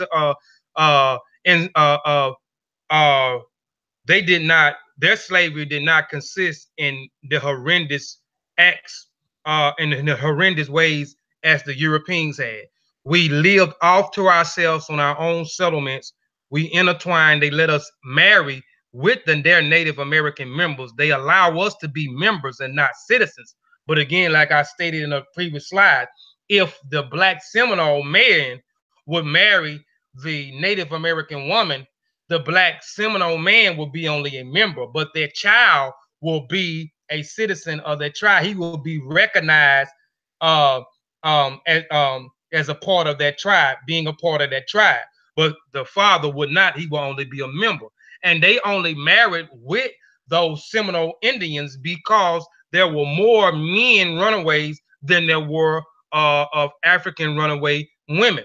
But if a African runaway married a black Seminole man and had a child, then the woman will be considered a member, and the child will be a member, because the woman, African woman, it's not the lineage is not coming through the womb of a Native American. So they both would be members, and they wouldn't be they actually wouldn't be citizens of that tribe. Throughout the settlement of Black Seminole villages and towns, shrines and altars dedicated various ancestors located according to the practice of their faith. These deities fled women will attract their breast milk to place on the tombs of the deceased children. These decades were buried facing the east. During religious ceremonies and worship services called in response to the counterclockwise dancing, singings were commonplace, all of which the tradition African religious expression. So the Gullah people who became the Black Seminoles, who escaped the South Carolina and Georgia plantations, rice plantations, and became the Black Seminoles or the Seminole Negroes, they kept their African tradition. They continued to revere the lesser deities, you know, the luau's, you know, and voodoo, or the orishas and the ifa, the netchers, in the Kimatu culture, the Absalon, and Ghana, the lesser deities. They continue to revere them as well as revere and honor their ancestors. They continue to pour libations. You can see here where the woman actually extracted milk in one of the tombs to the dead deceased children, which you also can pour milk as a libation, which I talked about in one of my presentations that I did of pouring libations. I actually broke down the different liquids that you can use to pour libations. I actually broke down you can actually be alive and pour libations. You don't have to be dead to pour libations for the ancestors. You can pour libations for nature. You can pour libations for the supreme deity, which I pour libations for Odemare or Oleron. Pour libations for the Orishas. Pour libations for the Necha Ooze. But different liquors I talked about, but milk was one. So you can see that they kept their African traditions intact, but they also adapted to the Native American as well as the Spanish culture as well. In 1819, a use of government bought a peninsula from Spain and for $5 million. Hold on, let me go back because I don't want to make sure that I missed anything. Okay. So now in 1819, the U.S. government bought the peninsula for the Spain for $5 million. Again, under the assumption Spain owned the land. We know in 1512, we know that Juan went into explore Florida and then came back in 1521 and tried to set up settlements and had difficulty. And then later you had Pedro Montez, who came in, I think it was 1565, if I'm not mistaken with the date. And he had permission from the Timocaon tribe to bring in slaves and set up settlements in Florida. You get St. Augusta, you get Fort Moses, who became the first safe haven or the first free town in America during the 1700s for these escaped Africans who escaped the rice plantations, who were the Gullah people who escaped, who revolted against the slave masters and ended up in this safe haven and aligned themselves with Spain. And then the British took over, and then the British started giving slaves to the Seminoles. As present, the Seminoles started taking on slaves, and then these other so-called civilized tribes started having our ancestors as slaves as well. Meanwhile, efforts was made to corroborate the Africans and Native alliance and the encourage of the native population to make Africans their slaves. Although some Seminoles and others in the 5 civilized tribes did follow that lead, often intermarrying and other alliances continued. The terms 5 civilized tribes derived from a colonial and earlier federal period in history of the United States. Now, let me go back. Now, we know that the British and the Portuguese fought for Florida. We know the Portuguese had that land for a long time. We know the British won it for a short period of time. And then later on, you had the United States. You had the president, Andre Jackson. If I'm saying, I think that's who the president was. And it's in one of these slides I'm gonna get to. I'm kind of jumping ahead of myself. Who also went in and tried to fight for it, but then later on said the hell with it, and they bought it. They bought it from Spain for $5 million. They bought it for $5 million. They bought it for $5 million. Now we're talking about these 5 civilized tribes: the Cherokees, the Chickasaw, the Choctaws, the Creeks, and the Seminoles. They are the first 5 tribes that the Anglo-European settlers generally considered to be civilized according to their own worldview.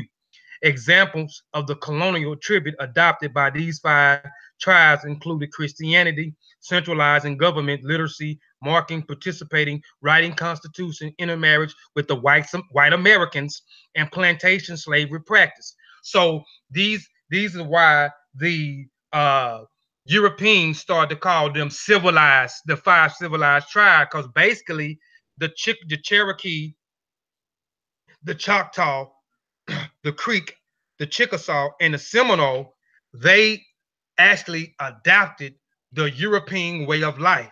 They started enslaving our ancestors. They started setting up their settlements and governing their tribes like the European, setting up written constitutions like the Europeans, even adopting Christianity. Yes, the Native Americans practiced Christianity as well. Their tribes tend to maintain stable political relationships within with the Europeans. Through the number of slaveholders was small. Members of each tribe held black slaves. They were also free African Americans who lived within them, especially the Seminoles. Many of these became known as the Black Indians. Following the Civil War, the federal government peace treaties with the tribes required the emancipation of slaves and guaranteed a citizenship in each nation. Listen to this now. So we know during 1861, we know that the North went to war with the South, right? So as the North went to war with the South, in 1863, we know that the slaves were freed in the North. And then in the South did not want to let their slaves go. The slaves go. So we went to war. 1865, the Emancipation Proclamation was passed. Officially, slavery was so-called over. We know slavery is not over. It was the ownership was transferred from the slave master to the states. That's the only thing. It was just a transfer over. That's a whole nother presentation as well, a whole nother subject, a whole nother topic. But these Indians now, after the war, now setting up peace treaty, because you're gonna start to see now the Indian Removal Act starting to take place, where these Europeans started want more of the land. So now they wanted to start to come in and remove the Indians from these land masses, farther away. So now they come up with this peace treaty, and also, okay, we freeing our slaves, the Europeans saying, so now you Native Americans have to free your slaves as well. These former slaves became known as the tribal freemen, such as Cherokee freemen. However, determining the status of the freemen within the tribes became a difficult one. Even though in the Treaty of 1866, it was agreed that they should be subject to some laws as the Indians and be entitled to a portion of the land and the rights in differing in the different tribes. These Native Americans did not want to give our ancestors none of the land. You damn Negroes ain't getting none of this damn land. We ain't finna make y'all no damn citizens. As I told you earlier, there were more Africans who escaped than male who escaped. So we married some of the Native Americans. Some of the men did. And the men was only members. They was not citizens, but their child became a citizen if the African married the Native American. Now, if the African woman married the Native American and they had children, then their children would be only a member and the woman would be only a member. So they said they didn't have no rights to the land. They didn't want to even free some of the slaves, especially the Chickasaw. They didn't even want to free some of the slaves. They wanted to keep their slaves. The First Seminole War. There were a skimpers in 1812 and 1816 and 1812. General Andrew Johnson led an American army into Florida to claim it for the United States. And it was finally erupted that the Black Indians fought side by side in a deceptive struggle to stop the American advance. But they were defeated and driven south into a more remote wilderness in the central southern Florida. General Jackson, which later became the president, referred to as the First Seminole War as an Indian and Negro War. So this war is going to be considered the Indian and Negro War. But the second war is going to be considered something else. Some believe that it's still the ending in the Negro War, but no, it's not. It's gonna be actually an African war. It's not gonna, and I'm gonna tell you why it is considered an African war when we get to the Second Seminole War. In November 1817, a detachment of soldiers stationed in Fort Scout in southern Georgia traveled to Seminole village to Foultown, 15 miles away, just north of Florida Spanish border. The soldiers demand that the Seminole chief Namaka surrender warriors whom American military officials believed responsible for the murder of several Georgia families. Matila refused. In response, the soldiers drove the Seminoles into a surrounding swampland, killing about 20 men and then plundering and burning Foultown. Both the Seminoles and the Georgians living along the frontiers immediately across the First Seminole War begins. After General Andrew Jackson took control of the troops in 1818, his effort weakened the Seminoles' offense and by dividing the numbers between Georgia and Florida.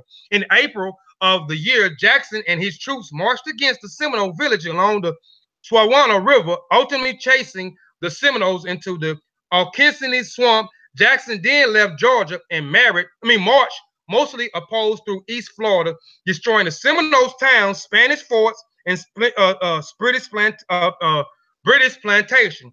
The First Seminole War was a result of conflict over the land trade between Seminoles and the Georgia colonies. The most important outcome of the war was accomplished in Florida from Spain in 1819. And guess who helped the United States war against the Spaniards in Florida to try to take the whole before they actually bought it for $5 million? You had the Creek Nation, who were one of the so-called 5 civilized Native American tribes. Let's see. All right, right here, the Choctaw, the 5 Native American nations, the Cherokee, the Chickasaw, the Choctaw, the Creek, and the Seminoles.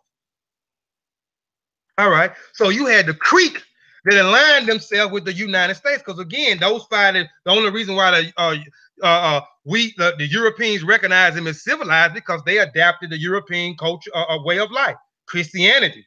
They adopted enslaving human beings. and a few other things. The way they set their government up like the Europeans. You know, they end up setting up their constitutions like the Europeans. You know.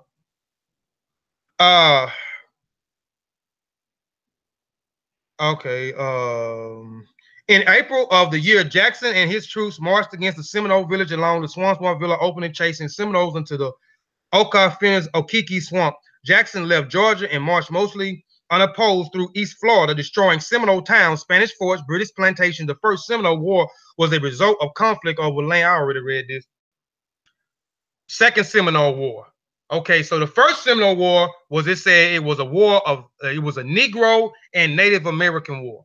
I say this here is the African war against the European, not the Native American and Negro war, but the African war against the European. Let's see why. In 1835, a second Seminole War broke out in a full-scale guerrilla war will last for 16 years, claimed lives of 1,500 American soldiers. The Black Seminole waged a fierce resistance as they feared their capture or surrendering meant death and return to slavery. Listen, the Black Seminoles waged a fierce resistance as they feared that the capture or surrender meant death and the return to slavery, and they were more adept to living and fighting in the jungle than their Indian comrades. They fought more in resistance because the First Seminole War was Andrew Jackson, who was a commander at that time. They said that it wasn't right for these Africans to be free and roam and such and such. They wanted them to be enslaved by them. So their main focus was to take the land and take the Africans back that escaped. So these Africans knew this. The Gullah people knew this. The Gullah people knew this. The Mendi people knew this. The Piesie people knew this. The Timni people knew this. The Kono people knew this. So they resisted more. They resisted more because by this time, these you had other Native American tribes, but these 5 Native American tribes, the Cherokee, the Choctaw, the Chickasaw, the Seminoles, shoot, they wanted to be just like the damn Europeans. So they knew they had to fight more in resistance. So, and they were more adapted at living and fighting in the jungle and the Indian comrades. The American commander, General Jessup, informed the War Department that this, you may be assured, is a Negro and not an Indian war. And a U.S. congressman of the period commented that these black fighters were contending against the whole military power of the United States. When the army finally captured the black Seminoles, officials refused to return them to slavery, fearing that these seasoned warriors, accustomed to their freedom, would wreak havoc on the southern plantations. In 1842, the army forcibly removed them, along with the Indian comrades, to an Indian territory. So now they was in fear because these guys, these black Seminoles started training harder. You know what I'm saying? Because they was like, we not going back to the plantation. We gonna train. We gonna do such and such. And anybody else, we know now these damn Indians, they enslaved us. Even though they enslaved us, we still have roam free where we can do certain things, our own settlements. We can actually and marry with these. You know, we can adapt some of the things for us, their clothing, because they started to adapt the clothing from the Native American as well as other different things from the Native American as well, from the from the Spaniards as well as from Great Britain. So they trained harder. So now after the war of the Seminole War, the United States was in fear of the black Seminoles. These were warriors. They was like, man, these guys, if we put them back on the plantation, they finna wreak havoc. So we have to remove them. So when Andrew Jackson became the president, he set up this Indian Removal Act, and he wanted to remove the Indian Territory. So when he removed them to Oklahoma, some of the Native Americans fought, but they removed them to Oklahoma. They took the Africans to Oklahoma as well. This is how the natives ended up in Oklahoma. Now, the Indian Removal Act, just real quick, 1813, signed into law in 1830 by President Andrew Jackson. In the Indian Removal Act, they were forced to assimilate and concede to the U.S. laws and leave a homeland. The Indian nation themselves were forced to move and end up in Oklahoma. The 5 major tribes affected were the Cherokee, the Chickasaw, the Choctaw, the Creek, and the Seminole. Now, when they moved to Oklahoma, guess who was in charge of all the other Native Americans as well as the black Seminoles? You had the Creeks who were over them.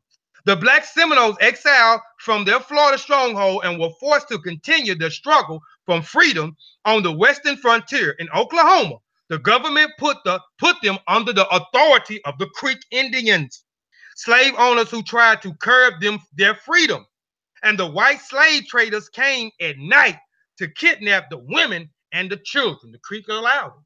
In 1850, a group of black Seminoles and Seminole Indians escaped south across to Texas.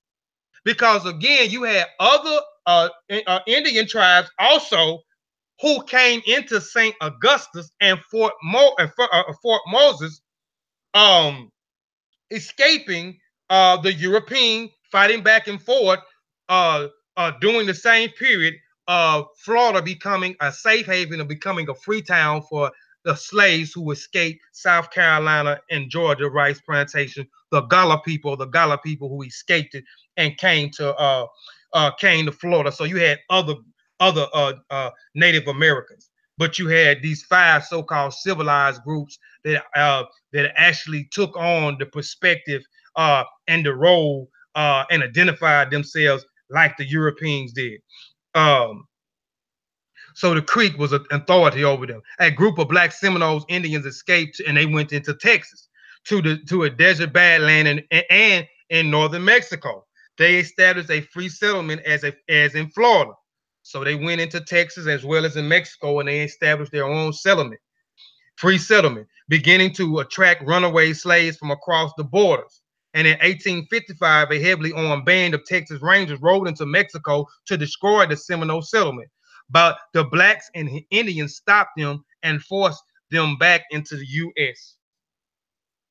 The Indians soon returned to Oklahoma. So you had a lot of them that was in Oklahoma said, nah, we gonna return. So they ended up with that was in Oklahoma that went to Texas and Mexico.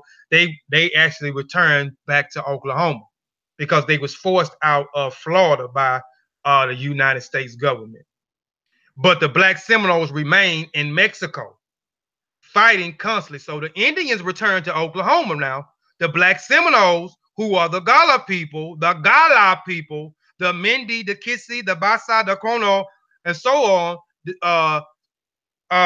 remained in Mexico, fighting constantly to protect their settlement from the marauders, Comanche, and the Apache Indians. Now they are fighting against the Comanche Indian Native Americans and the Apache Indians in Mexico.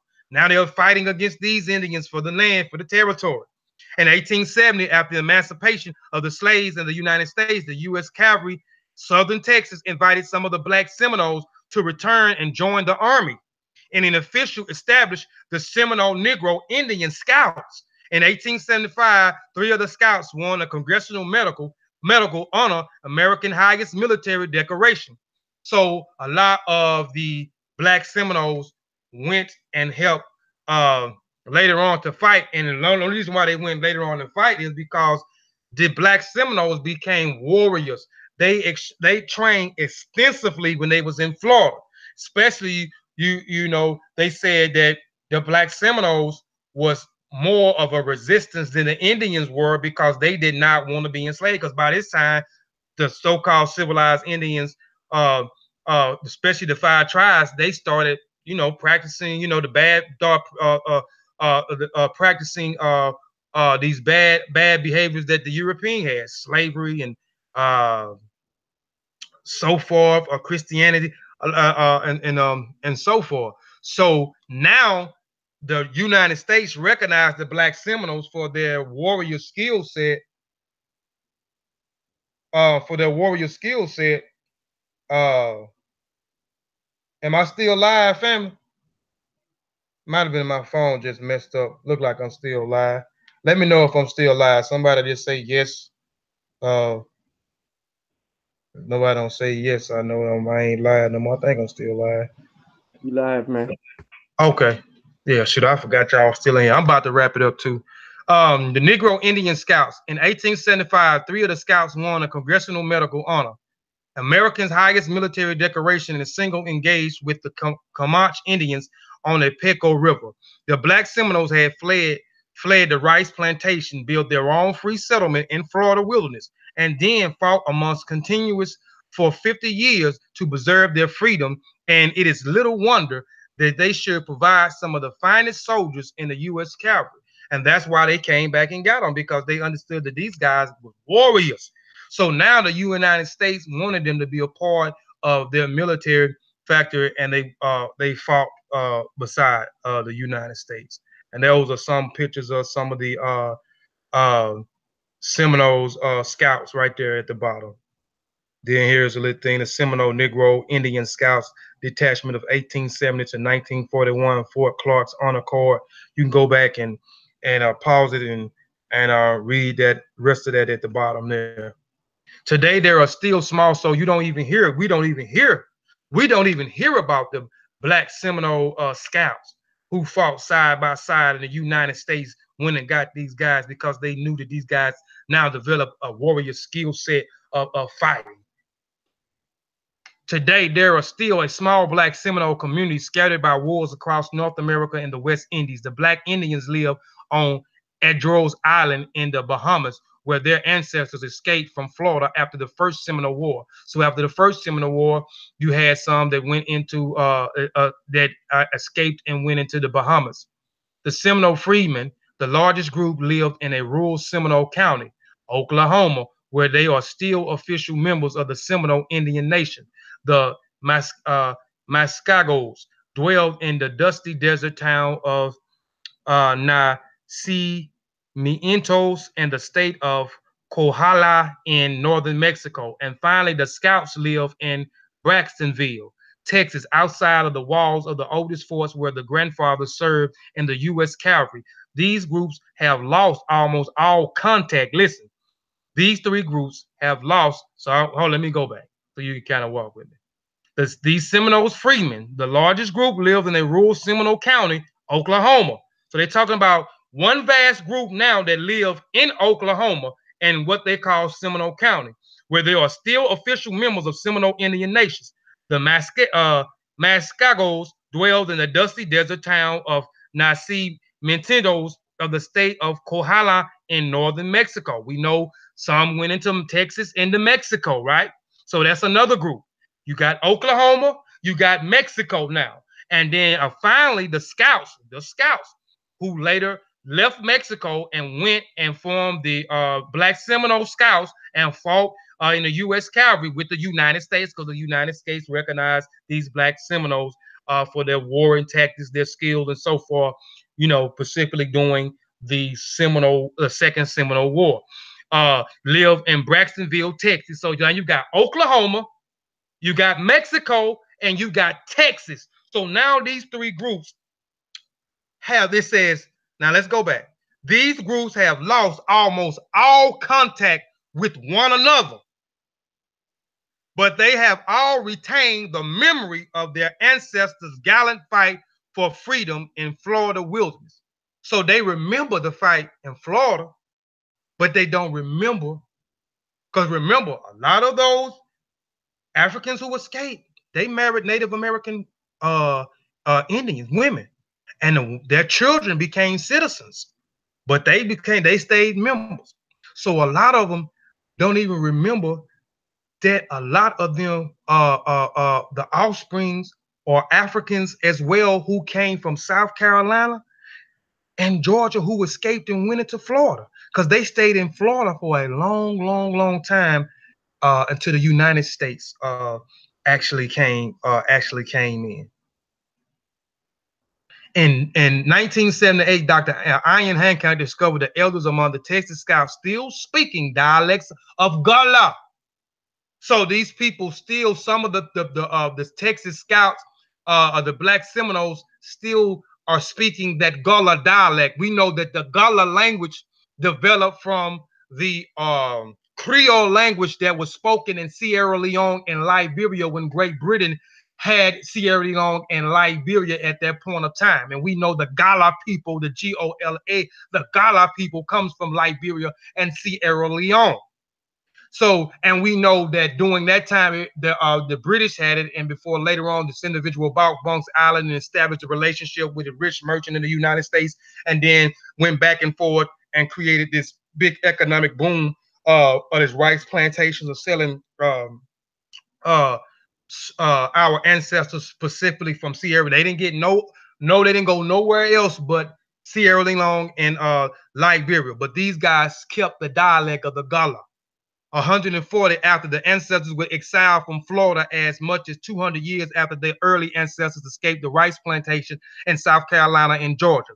In 1980, the written found that elders people among the Oklahoma Seminole freedmen also speak Gullah, while many younger people remember words and phrases once used by their grandparents. Both the Oklahoma and Texas group, though deeply conscious of their Florida heritage, were unaware of their connection, as I just said, unaware of their connection with the Gullah in South Carolina and Florida, because you have three groups that came out of that. The group in Oklahoma now, the group in Mexico, and the group in Texas. They only have a memory through time, a generation after generation. They only can remember Florida. They don't remember how they got to Florida. They don't remember their ancestors are African and came out of Georgia. Came out of South Carolina rice plantation and came out of Georgia rice plantation. Or even the Gullah people, where did they come from? They came from Central Africa, Ndongo, Angola, and then ended up and migrated into the Ivory Coast, Guyana, and then specifically majority of them in Liberia and Sierra Leone, which became the Rice Coast. And that's why Sierra Leone and Liberia was targeted by South Carolina and Florida slave merchants to cultivate rice for them on these swamp plantations, because they was already in the swamps in Liberia and Sierra Leone cultivating rice hundreds of years before they was kidnapped. Both Oklahoma and Texas groups, though deeply conscious of their Florida heritage, were unaware of their connection with the Gullah in South Carolina and Georgia. They did not know precisely where the slaves' ancestors had come from before fleeing to Florida wilderness. The Oklahoma Seminole freedmen still possessed a rich traditional culture combining both African and American Indian elements. They continue to eat rice as a characteristic part of the diet, sometime applying a sauce of okra. And I showed you some of the dishes of the Gullah people and showed you and compared the same dishes of the Gullah people with the same dishes of the Gullah people in Sierra Leone and Liberia. Sauce of okra, spinach leaves like the Gullah and like the distinctive relatives of West Africa. So they are still practicing some of their still traditions today, but they still have taken on some of the Native American culture as well. That's why we have no memory of where we're from. That's why we're saying we're Aboriginal. We don't understand that a lot of these Native American own the like I hear a lot of people, man, I got Cherokee in my blood. Cherokee owned slaves. Cherokee was one of the five native, one of the five civilized native, civilized Indian tribes. They owned slaves. Even the Chickasaw, even after the Treaty of 1866, and they wanted them to free the damn slaves. That they wanted the Indians to free. We freed our slaves. It's time for y'all to free y'all slaves. The Chickasaw and the Choctaw gave resistance. They didn't want to free those damn. They didn't want to free us. They didn't want to free us. They didn't want us entitled to the land. But we run around here saying we Native American, we Aboriginals. Our ancestors was members of those cultures. They were members. They was members. They practiced a little bit of some of the Native American traditions. They lost their memory of who they were through numerous of years of being in them, and then going into Oklahoma, going into Texas and Mexico, then returning back to Oklahoma, you know, and so forth. But you know, the Native Americans has a genetic stock from Northeast Asia, as well as Australia. They have Australian in them. So we are not Aboriginal people. It's not about, you know, this presentation wasn't about we Aboriginal, but I had to talk about the Native American tribes and some of the Native American tribes that we don't even hear about or talk about, especially with the Galing, the Tamukan tribe, the Chawatuma, if I'm saying it right, tribe, and there was a few other tribes I can't remember at that right now. These are my references right here. I'm gonna leave it paused right here. These are all of my references that I use. You can go back. I don't mind you going back and venting my sources. I don't mind you critiquing my work at all. You know, I have no problem with that. I won't get in my feelings if you critique my work. Those that may disagree with my presentation, for as those Aboriginal people, so forth, you can go back, look at the presentation, get the sources. You can call me all types of names. I'm not going to even pay y'all no mind, and I may come back and do something else on that if I get attacked too bad, but by these Aboriginal people. But much love to them as well, because I don't want to down them as well. They kind of confused right now. But we African. We ain't Native American. I appreciate the people for rocking out with me of the Seshuma Ni Meta Nature group, where we study the language, which is called Rani Kemet, as well as the writing system, which is called the Sesh Metru Nature. So please go and subscribe to our channel, the Seshuma Ni Meta Nature channel. We have lots of information. We have lots of video where we actually transliterating and translating what y'all call the hieroglyphs, or what we call the Sesh. And we actually talk more about the culture. Also go subscribe to my channel, Kofi Piesie TV. My channel is actually the African Netflix. So if you want an African Netflix and chill, you go and watch my channel. It's also a channel that takes the black man, the black woman, and black child, Eurocentric mind, and Africanize it. It's a young channel. It's only been up maybe 6 or 7 months. I appreciate those that subscribe, support me. So please go and subscribe to my channel. I have plenty of content on that. I'm also a member of the Mossy Warrior Clan, which y'all know because I am on the Mossy Warrior Clan channel right now. So please continue to subscribe to our channel. We appreciate the traffic that the Mossy Warrior Clan channel was getting. We appreciate you subscribing. Every day people are subscribing to the channel. So we thank you for that. So continue to support the Mossy Warrior Clan channel. We're going to continue to keep beating y'all in the head with these presentations. I hope this presentation was well informed. And people enjoy the presentation. I enjoy putting the presentation together. You know, most of my presentation be part 1s, part 2, part 3. So a lot of it is like keep connecting the dots and dots and dots and keep going further in history. Like if you look at my channel, and then I'm doing the same thing for the Mossy. Each presentation is kind of connected to the last presentation and going a little bit further. So appreciate that. So please subscribe to the channel. I want to say Modupe, to everyone who tuned in and watched the channel. And before I get out of here, I don't know if what's the name is still on the channel. If you're still on the channel, Brother Nahesi or Akurani Shan, or Akurani, which Akurani means brother, Akurani Shan or Akurani Nahesi. Do y'all got anything to say before I shut the broadcast down? No, that was a good presentation, brother. Appreciate your work, and that most needed to be put out in the community. Appreciate it. Modupe. Akurani Sean, you still on here or you gone? He probably done went back to washing his car. But again, man, I appreciate y'all, man. Moriri. I look at the separate rod. Yeah, that's right, Moriri. That means appreciate it, man. I just want to say Dua Bet, which means thank you very much, family. Modupe. eBay, which means thank you, family.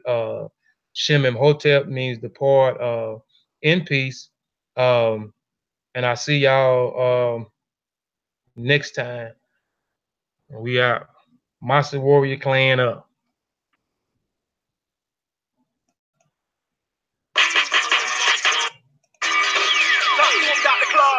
He called for the unity and the redemption of the African world. Salute them, honorable Marcus. We are not ready to listen then. They might not have been ready then. There's wonder whether we are ready. Ain't no doubt about it. To listen. You ready, baby? Nah. Let's go. Yeah. Flag fly high. Flag fly high. Flag fly high. Sky with side to side. It's the flag fly high. Come on.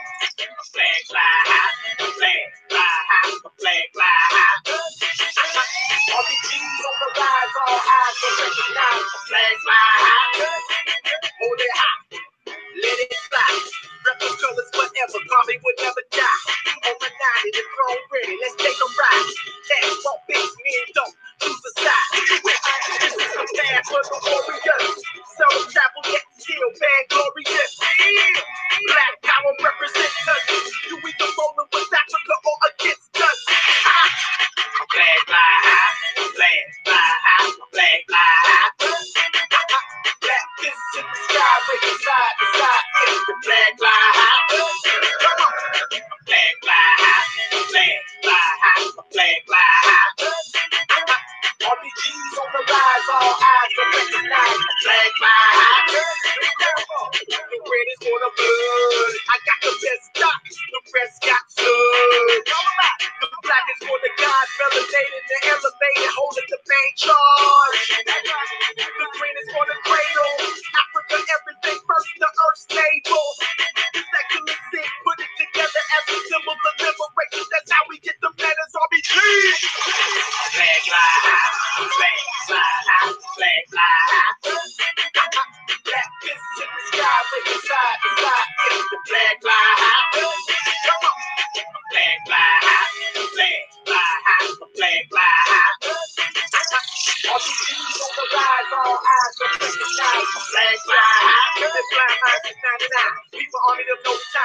the draft on my design. We won't ready. Hard line, ain't no game for that red flame. Triple stage of that black bang. Revolution in my veins. If we free, I won't change. Count on that like an abacus. Celebrate the victories and the challenges. It's deeper than social media statuses. This lifestyle, motivation building practices. Yeah. My flag fly high, flag fly high, flag fly high. Black kiss in the sky, waving side to side. The flag fly high. Come on. Flag fly high, flag fly high, flag fly high. RPGs on the flag, all eyes go recognize the flag fly high. That red, red, red, black, black, black, green, green, green. RPG, I'm about that red, red, red, black, black, black, green, green, green. That RPG, I'm about that red, red, red, that black, black, black, that green, green, green. RPG, I'm about that red, red, red, black, black, black, green, green, green. That RPG, baby. RPG, baby. Fly high, my flag, fly high, my flag, fly high. Shout out to all my RPGs worldwide. Doing this thing garbage style, you know what I'm talking about? Yeah. My flag, fly high, my flag, fly high. Come on.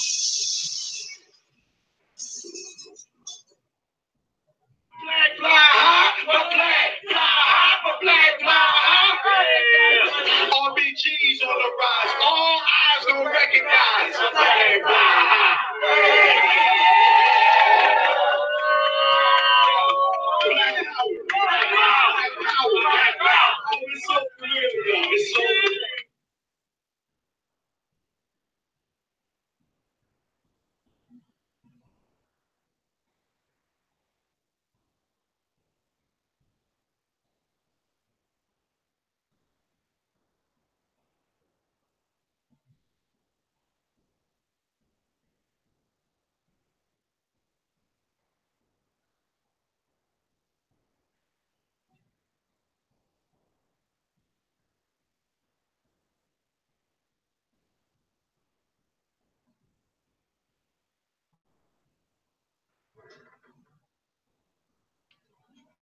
All right. I'm sharing my screen.